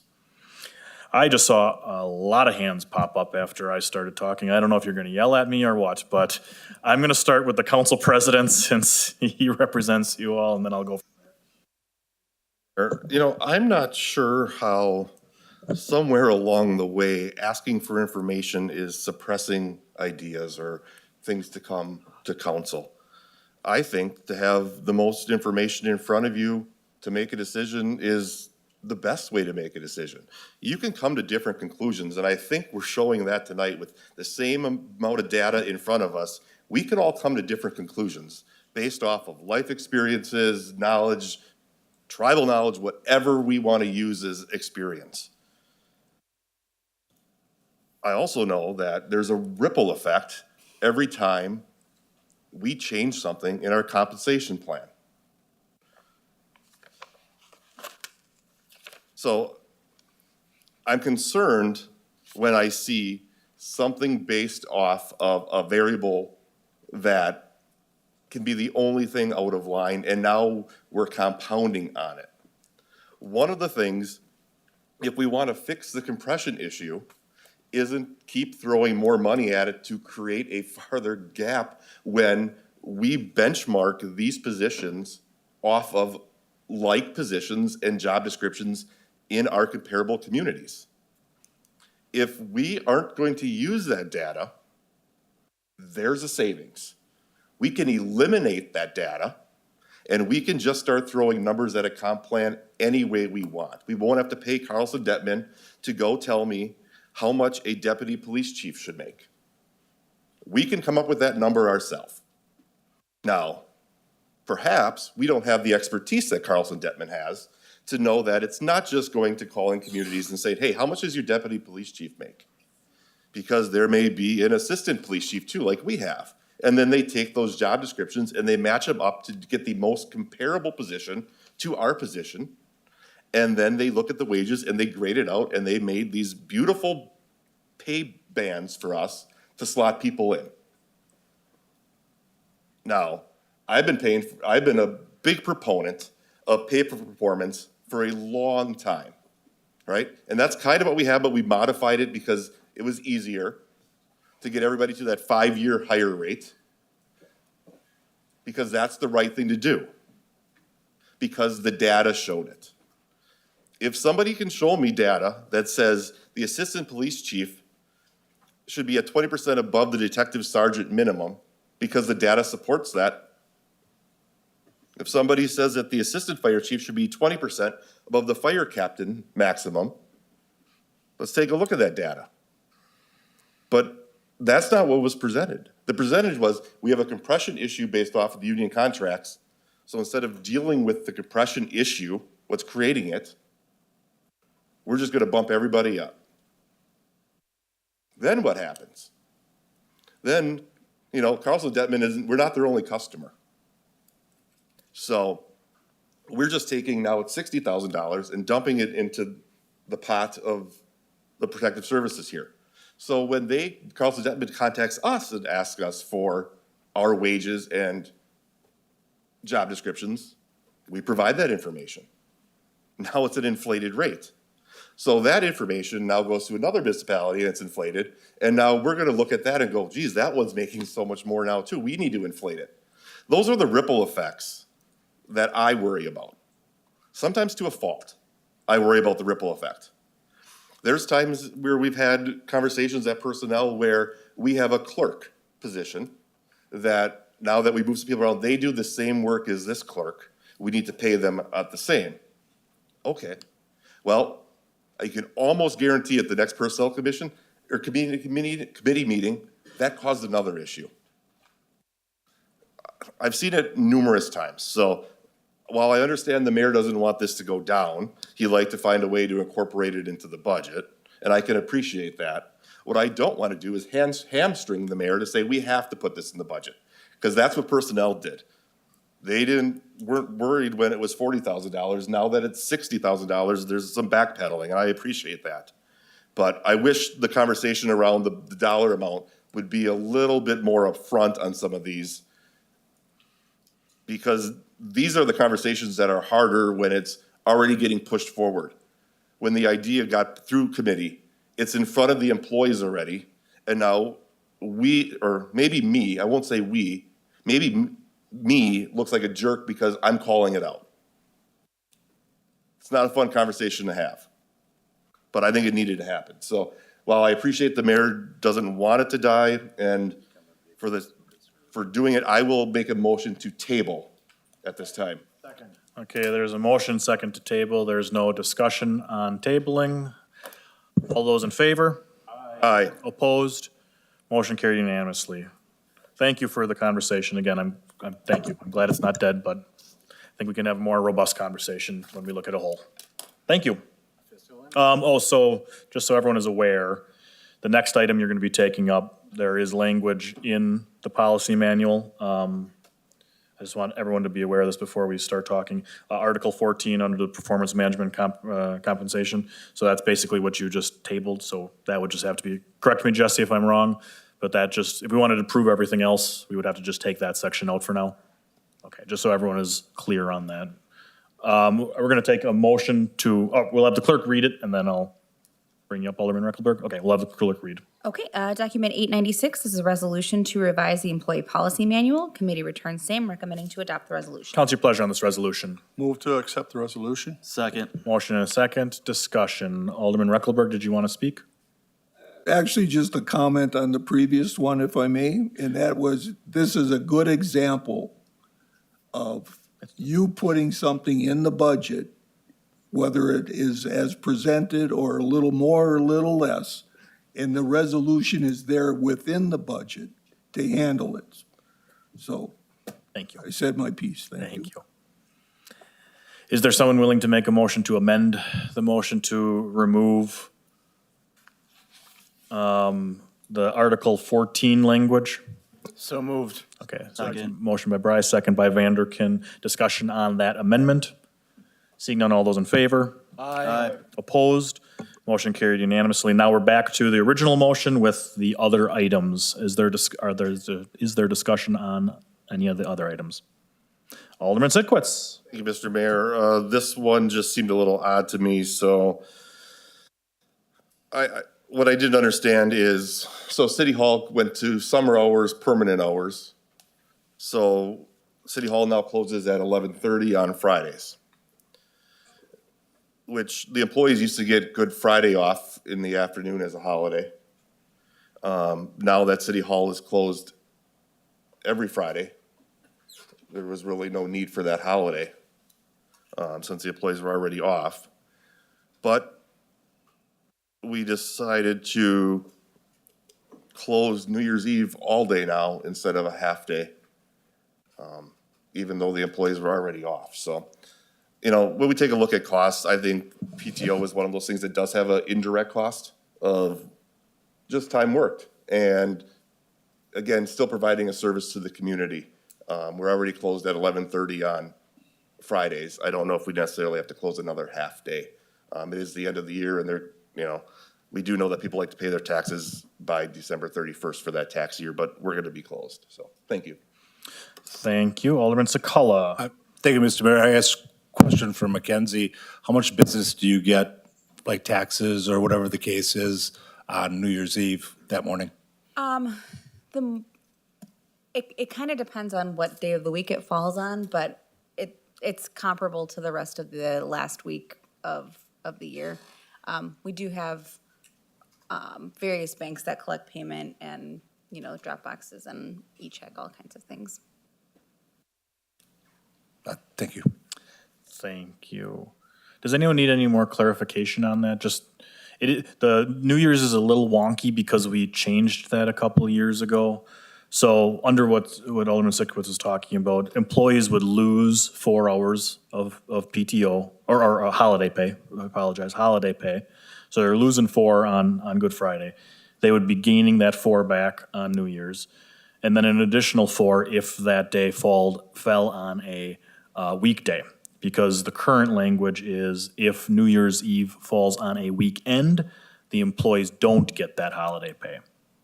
So some years, it would be a wash, basically by losing that 4, gaining 4 plus 4. Other years, it would be a plus 4 PTO for employees. Just so everyone, it get a little wonky with that New Year's because of what was approved in the past. This would just make New Year's a flat 8 hours no matter what day of the week it falls on, New Year's Eve. Did I say that correctly, Jesse? Thank you. All right. Any further discussion on the EPM as presented and amended? Seeing none, all those in favor? Aye. Opposed? No. Can we see the noes, please? We have Alderwoman Kaderabek and Alderman Sitkowitz and Alderman Reckelberg. So the motion carries 7-3. Kaderabek, Reckelberg, and Sitkowitz.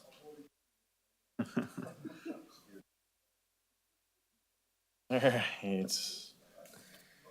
Okay, document 899 is a resolution for Robin Health Partners Health Plan for 2024. Committee returns same, recommending to adopt the resolution. Council, your pleasure on this resolution. Move to accept the resolution. Second. Motion and a second. Discussion. Seeing none, all those in favor? Aye. Opposed? Motion carried unanimously. Just so you know, that will be incorporated now into the budget, but that was assumed with what the employees would be paying, and so just so you're aware.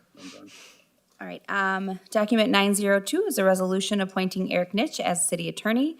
Committee returns same, recommending to adopt the resolution. Council, your pleasure on this resolution. I am proud, pleased, and happy to recommend accepting the resolution. Second. Motion and a second. Discussion.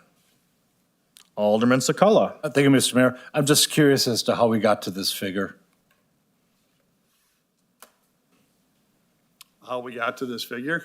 Yes.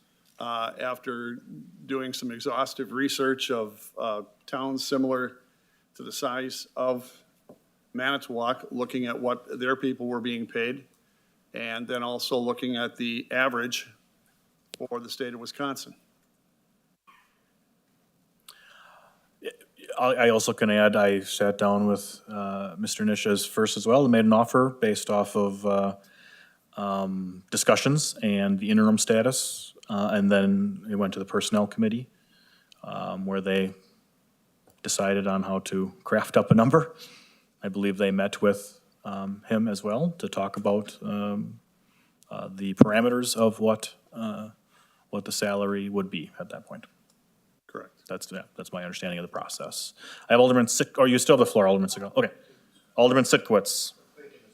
And before I start with my comments, I want to let everybody know that this afternoon I called Mr. Nitsch and had a conversation with him and told him that even though we're sitting next to each other tonight, that some of my comments may make myself and him uncomfortable, and I apologize for that up front.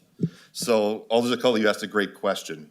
And how did we arrive at this number this evening? And Alder Schley provided some feedback on how we arrived to that number. Let me tell you about how I arrived to the number. I used the data from our compensation plan to know that the higher rate for this position is $109,419. That's what, as a city council, we would expect to bring in an individual with little to no experience in municipal law. After all, the job description we had at the time was that we were looking for somebody with 5 years of experience in municipal law, which, if you take that into consideration, we would put somebody at that 5-year higher rate. If you remember, as a council, we made a decision to try to move people to that 5-year higher rate as quickly as possible, because the city was falling behind in getting people to that midpoint. I'll use what it used to be called, now it's at 5-year higher rate. And that's at $125,050. And that's what the original recommendation to the Personnel Committee was, as the mayor had presented. The max rate for this position is $140,681. Now, that's not me coming up with the number. That's using our consultant who helps us make sure we're fairly paying our employees. And that data is conveniently found on the website, right on the mayor's homepage. Actually, you can see all the city salaries and what that band looks like. So what that means is, when we try to get people to that 5-year rate, that people haven't been there. So the salary at the resolution is $130,000. And that'll be going to $133,614 as of January 1st. One of the things in this, as you can see, that puts that well above the 5-year higher rate.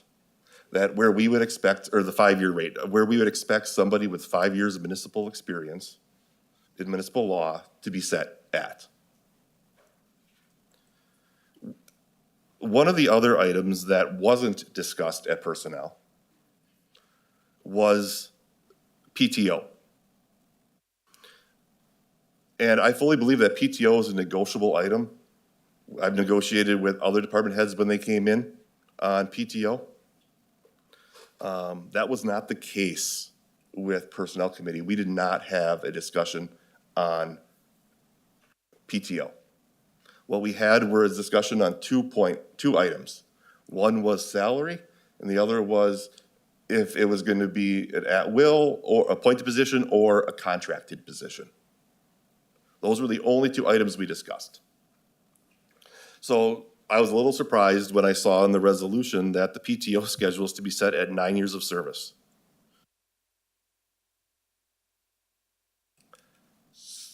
I mean, I know I sound like beating the same drum on the ripple effect, and I want to preference by saying that I've heard nothing but good things about Eric, our city attorney. I've heard staff praise him. I've heard alders praise him. I've heard the interactions that he's had with outside the city, all good things, which I think is excellent. But to bring him in, and Eric has roughly 1.5 years of municipal experience now, and it's all been with the city of Manitowoc. But we're gonna put him above the 5-year rate. We're gonna put him at 9 years of PTO service. Just doesn't seem right when we've had hard conversations with other department heads on compensation, on PTO. Now, at personnel, we heard what the average attorney makes. That was private sector. Honestly, a lot of that data. We have that data. We have a consultant that goes out and finds our job description, which we just modified because we're going to be contracting out some things, to what that pay band is. I just can't, in good conscience, vote for the resolution in front of me this evening because of what I'm concerned about, the ripple effect. Now, it's true that we went out months ago and hired a headhunter to try to find a city attorney that we could hire. We authorized at that point, I think it was the max rate of $140,000 to that headhunter to try to bring somebody in. We were unsuccessful. Okay? We were unsuccessful for probably a number of reasons. I don't think compensation was one of the reasons we were unsuccessful. I think a lot of it played into just the market at the time. But we do market adjustments on our compensation plan, so that should be accounted for.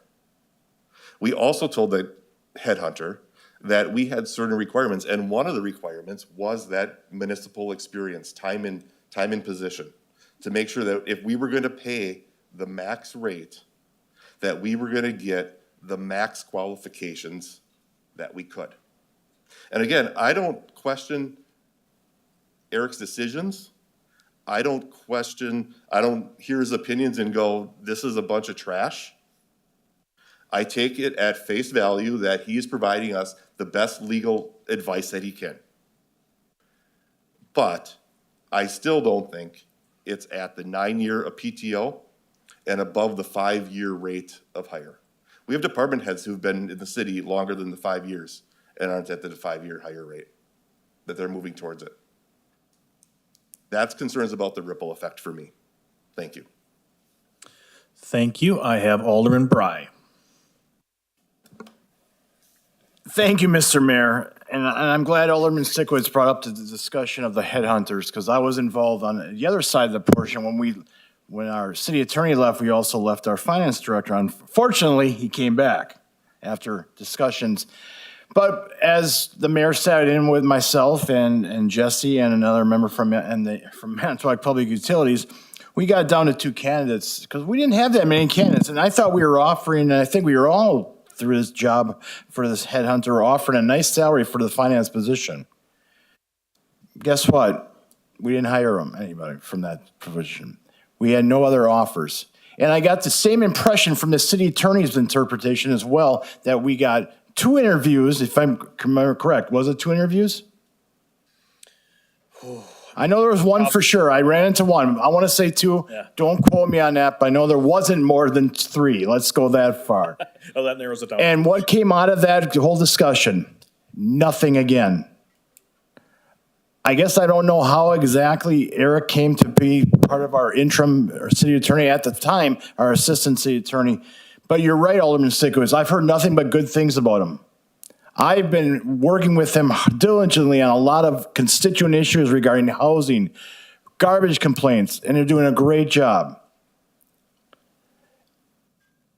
If we were looking for that person with the 5-year experience, they weren't coming out. They weren't the job hunter. Headhunters couldn't find that. We have a gentleman now that is going to be in that position that's going to work very well with the lack of experience, quote, municipal experience, but he's showing that he can do it. So I will wholeheartedly support Eric Nitsch as not the interim city attorney, but as our city attorney moving forward. Thank you. Thank you, Alderman Bry. I have Alderwoman Katarabek, then Cummings, then Sakala. Thank you, Mr. Mayor. I have a question. I guess I echoing Alder Sikowitz, because I feel that he and I shared opinions during the conversation in closed session. Where did the 9-year PTO then come from if it was not something that we discussed? That was on my end when it was during negotiations of basically, and I'm not going to speak for Eric unless he hits me, but of where he would like to be on the PTO schedule. Okay, and then for Rather you not talk, but no offense. For the personnel committee, then did I miss that, or was that something that we were informed of? Okay, thank you. I am the city rep on the library board, and our library director has particularly had only great things to say about Eric and the support that he has provided her. Again, from other city staff, from other alders, something that was brought up that I very much agree with is I see Attorney Nitsch at public events. I see him supporting Manitowoc. the city, and I think that that is invaluable. But I struggle to want to vote in favor of this not knowing all the information when we were in personnel committee. So I just wanted to make sure that I didn't miss that. Thank you. Thank you. I have Alderman Cummings. All right, thank you, Mr. Mayor. I'm going to make it, I guess, relatively quick. First off, just echoing off of what the other alders said. First off, whenever you take a position, that is your time to negotiate. And I think just like any one of us, if we took a new position and had the ability to negotiate, you negotiate for what you can get, right? After all, if any one of us ended up winning the lottery today, we might not be doing our current jobs that we're doing, other than this job, right? But our current occupation that we're doing, we probably wouldn't be doing. So for the city attorney or assistant city attorney, that's obviously his job, right, at this point. So he's now negotiating for that new position, which can't fault him for trying to get as much as he can. As far as, what I look at, like even in my place of employment, when we're looking for people, there is a moment in time where if you identify the right person for the job, for your organization, that is better than, let's say paying a little less and having the wrong person. From my experiences with Eric in every aspect, number one, I've been thoroughly impressed by the job he's done. I think he has great values for the city. He's taken up a number of issues that I have agreed with. He's helped me numerous times with different things. And I fully believe he is the right person for the job. Now, you can debate the 5 years, 1.5 years, all that stuff. But the nice part is we already have the sample size as far as what it is. We've seen him in action. And we know he's the right person for it. So when we're talking about, some of this I'd say it loosely, but little bit differences in compensation, it's still under probably what he would command in the private sector. Additionally, we have not been able to go and find somebody through the headhunter service. So, we're kind of hard up in that situation as well. So we got to pay for it or make the accommodation on that part of it. And then kind of going off, I hear all the ripple effect, right? And we talk about, and it's easy to talk about ripple effect with money and all these different things that Alder Sikowitz has been talking about. But what's the ripple effect if we lose him? What's the ripple effect if, let's say, we have somebody that we pay less for and they're not as good, or somebody that doesn't get along? Or what about the employee culture, that he works with every day, other than the alderman, but also then with the city employees that he's interfacing with every day? What if that person isn't as good and you have buyer's regret then at that point, right? At least the way I look at it right now is, yes, it might be a little bit more than where he's currently at with that experience, but it is the right person for the job at this moment. So he has my support. Thank you. I have Alderman Sakala next. Thank you, Mr. Mayor. With that said, what's negotiated is negotiated. One person's going to come in high, another person's going to shoot low, and you meet somewhere in the middle. I do have concerns about the downstream effects of this. I hope there isn't any. I really believe there will be. And then along with that, also, I have to say at my time as council president, everything I've asked of him was done timely and to my complete satisfaction.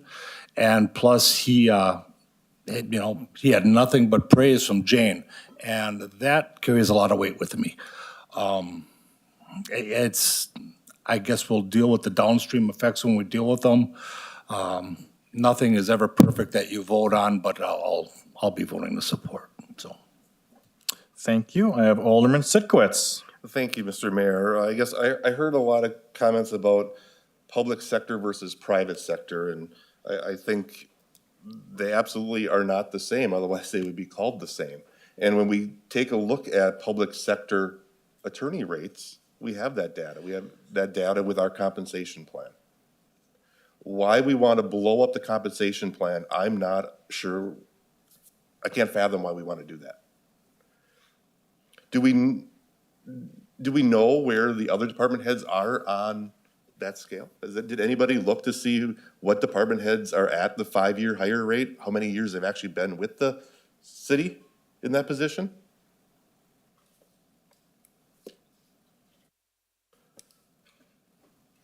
Do we know where they are on the PTO scale?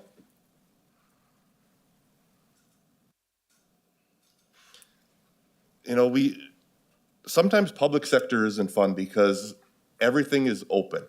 Our wages are open. When we bring somebody in, it's open. The conversation is open and everybody knows what they're making and where they're at. And sometimes that can be just frustrating because you may have that right person sitting right in front of you, but the effects of it at the rate that somebody would come in at can be a down, just the ripple effect. And I know some people don't like that, but that's part of the reason why it is that. So we would have a lot of different compensation conversations if they weren't public, where employee A doesn't know what employee B is making and employee B doesn't know what employee C is making, but that's not the case. So if council's fine at bringing in an individual at that higher rate, that's your choice. You can do that. And I don't hold any ill will towards Eric in this or anybody that supports it, but there is a cost of doing it. So, thank you.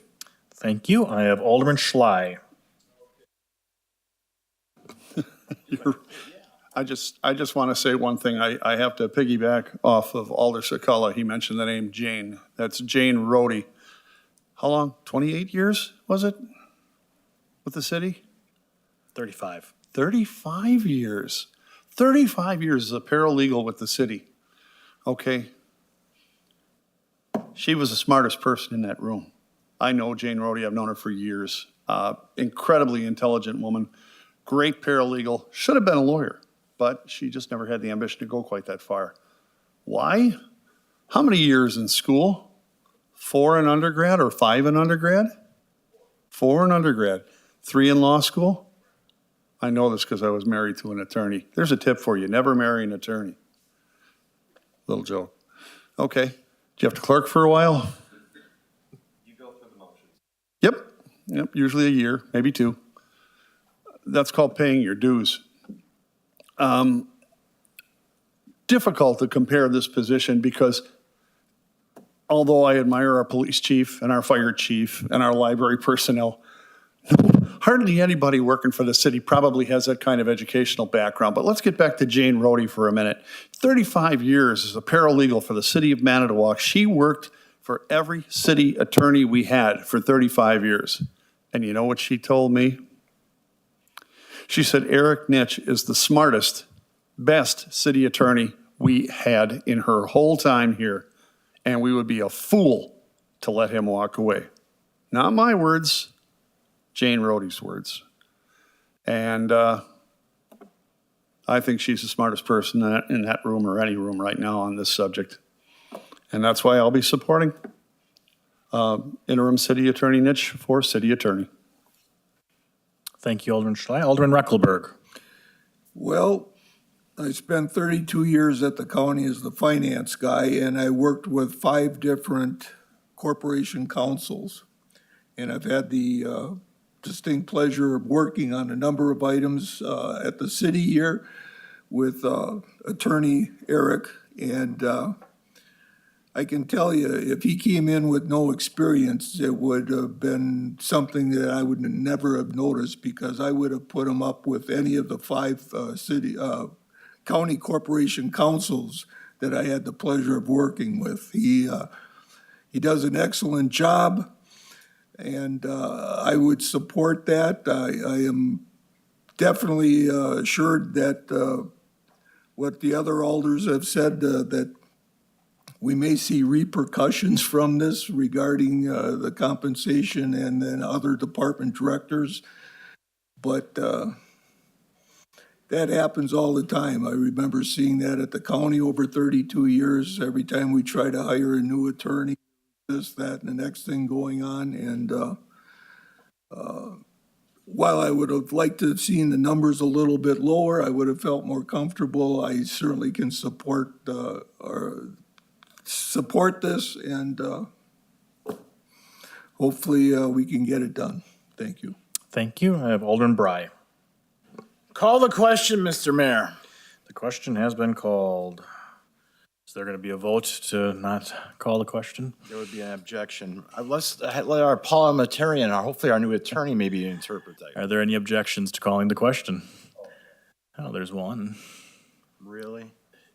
That calls the vote for whether or not we call the question. All those in favor of calling the question, say aye. Aye. Opposed? Can we see the noes, please? Vanderkin, Sitkowitz, and Katarabek, so the motion fails. So the question will be called to approve the resolution. All those in favor? I'm sorry?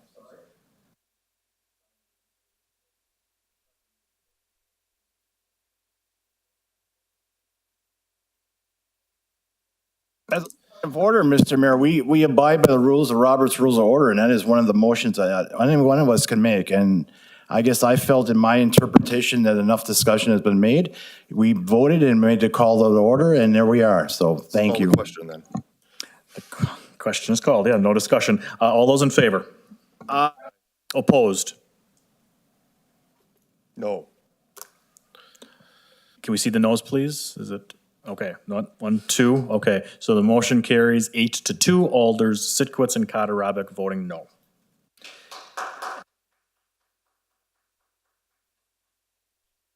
All right, we have exhausted the Personnel Committee agenda. And is there anything else, Alderman Schley? You are correct. I'm exhausted. I have nothing further. Our next meeting will be November 6th, 5:30 here in the council chambers. Thank you. We move to the Public Infrastructure Committee, and Alderman Steve Sakala is chair. Thank you, Mr. Mayor. The clerk has our documents. Document 868 was the item pulled from consent. It's the abatement of nuisance report. Committee returned same, recommending to approve and assess all but 4526 Broadway Street. What's your pleasure on this report? Move to approve the committee's report, Mr. Mayor. Second. Motion and a second. Discussion. Seeing none, all those in favor? Aye. Opposed? Motion carried unanimously. Document 816 is a request from MPSD for permission to install banners on street poles in honor of their 100th anniversary. Committee returned same, recommending to approve the request. What's your pleasure on this report? Move to approve the request, Mr. Mayor. Second. Motion and a second. Discussion. Seeing none, all those in favor? Aye. Opposed? Motion carried unanimously. Document 817 is driveway replacements due to the construction of Division Street. Committee returned same, recommending to go with option 2, cut curbing not to exceed $100,000. What's your pleasure on this report? Move to approve the committee's report, Mr. Mayor. Second. Motion and a second. Discussion. Alderman Sakala, we'll start with you. All right. Thank you, Mr. Mayor. So this one right here, I know we were talking about watching how we're spending money and things like this. And this year, this is our fault. So we need to make it right, and so that's why it's in here. When we had the discussion at Public Infrastructure with city engineers, they ran through a couple different scenarios. We heard from everybody on Division Street. There was a great turnout here for it. A lot of people here. And for those not familiar with it, and you would have read about it and everything, but it is that one-way stretch of Division Street, like the 10, 11, 1200 blocks, that area, that where the issue lies. So we need to take responsibility for it. So, thank you. Thank you, Alderman Sakala. Alderman Bolt and then Bry. Thank you, Mr. Mayor. Yes, this was something that when the initial project was done up, I brought the paperwork in if anybody wanted to see it and have not had the chance to go down to Division Street. What we created when we constructed this was a speed bump, a definite channel for possible safety issues, lawsuits, when ice and everything else came about. And we proposed that we fixed it and we put a dollar amount on it. And if you look at the literature, the dollar amount came up considerably lower than what we proposed. So therefore, yes, I'm asking all our aldermen that, yes, we are responsible, even if it's not your district, to fixing a problem that we created. Thank you. Thank you, Alderman Bolt. Alderman Bry. Thank you, Mr. Mayor, and I'm certainly going to support this. I mean, if there was some problems there, and if it's our responsibility to support, but I guess I'm just curious, is this coming out of a fund from this year, or will this be part of your 2024 budget, Mr. Mayor? Yeah. Oh, yes. Oh, Committee, and I was told during the discussion that with the savings and other projects that the Public Works Department has the money in their current budget to remedy the situation, so I had no problem moving forward with this. that Well, is correct. thank you very much, Mr. Mayor. Yeah, you're welcome. That is correct. So no, not 2024 budget. I don't have anyone else in the queue. Alderman Vanderken, sorry. Thank you, Mr. Mayor. Yes, this is in my district. I was approached by a lot of constituents about it, and yeah, we did make a mistake on it, and glad to see it rectified, and glad to see it come way under our estimation, so thank you. Any further discussion? Seeing none, then all those in favor? Aye. Opposed? Motion carried unanimously. Document 843 is a resolution for 2024-2028 TAP grant. Committee returns same, recommending to adopt the resolution. Count your pleasure on this resolution. Move to adopt the resolution, Mr. Mayor. Second. Motion and a second. Discussion. Seeing none, all those in favor? Aye. Opposed? Motion carried unanimously. Document 892 are municipal water agreements with various property owners. Committee returns same, recommending to enter into the agreements. Count your pleasure on this report. Move to enter the agreement, Mr. Mayor. Second. Motion and a second. Discussion. Seeing none, all those in favor? Aye. Aye. Opposed? Motion carried unanimously. Anything else, Alderman Sakala? Yes, Mr. Mayor, our next meeting for the Public Infrastructure Committee will be on the 1st of November. It's a Wednesday, 5:30 in this room. Thank you. We'll move to the Public Safety Committee, and Alderman Mike Cummings is chair. Thank you, Mr. Mayor. The clerk has the document. Document 864 is an ordinance to amend section 6.120 of the municipal code regulating lighting fires. Committee returns same, recommending to adopt the ordinance. Count your pleasure on this ordinance. To approve the ordinance, Mr. Mayor. Second. Motion and a second. Discussion. Alderman Cummings. Yep, thank you. With all the fiscal impact, this one has a fiscal impact of no more than $100. Yeah, every $100 counts, buddy. Thank you. Thank you for pointing that out. Any further discussion? Seeing none, all those in favor? Aye. Opposed? Motion carried unanimously. Anything else, Alderman Cummings? No, that concludes our business today. Our next meeting is November 13th at 5:30 PM in council chambers. Thank you. And then we will take up the Plan Commission reports. Document 788 is Lotus Recovery Homes, Inc. request for a conditional use permit for the operation of a transitional housing at 419 Park Street. The Plan Commission returned same, recommending approval. Council, your pleasure on this report. Move for the adoption of the committee's report, Mr. Mayor. Second. Motion and a second. Discussion. Seeing none, all those in favor? Aye. Opposed? Motion carried unanimously. Document 897 is an ordinance amending the amended zone map of the City of Manitowoc entitled Zoning Ordinance of the Municipal Code of the City of Manitowoc. Plan Commission returns same, recommending to adopt the ordinance. Council, your pleasure on this ordinance. Move to adopt the ordinance, Mr. Mayor. Second. Motion and a second. Discussion. Seeing none, all those in favor? Aye. Opposed? Motion carried unanimously. That exhausts our agenda. We will not be calling for the public hearing. We will wait for Alderman Bryan, the Finance Committee, and next week to determine if that date is okay or if you want to push it back. If I may, Mr. Mayor, I'd like to speak with you and the city clerk or Mackenzie quickly after the meeting. So great, thank you. So we'll just hold that. So the next meeting, we are going to adjourn tonight, but the next meeting will be next week, Tuesday, the 24th at 5:00 PM. Is there a motion to adjourn? We are adjourned. Dan?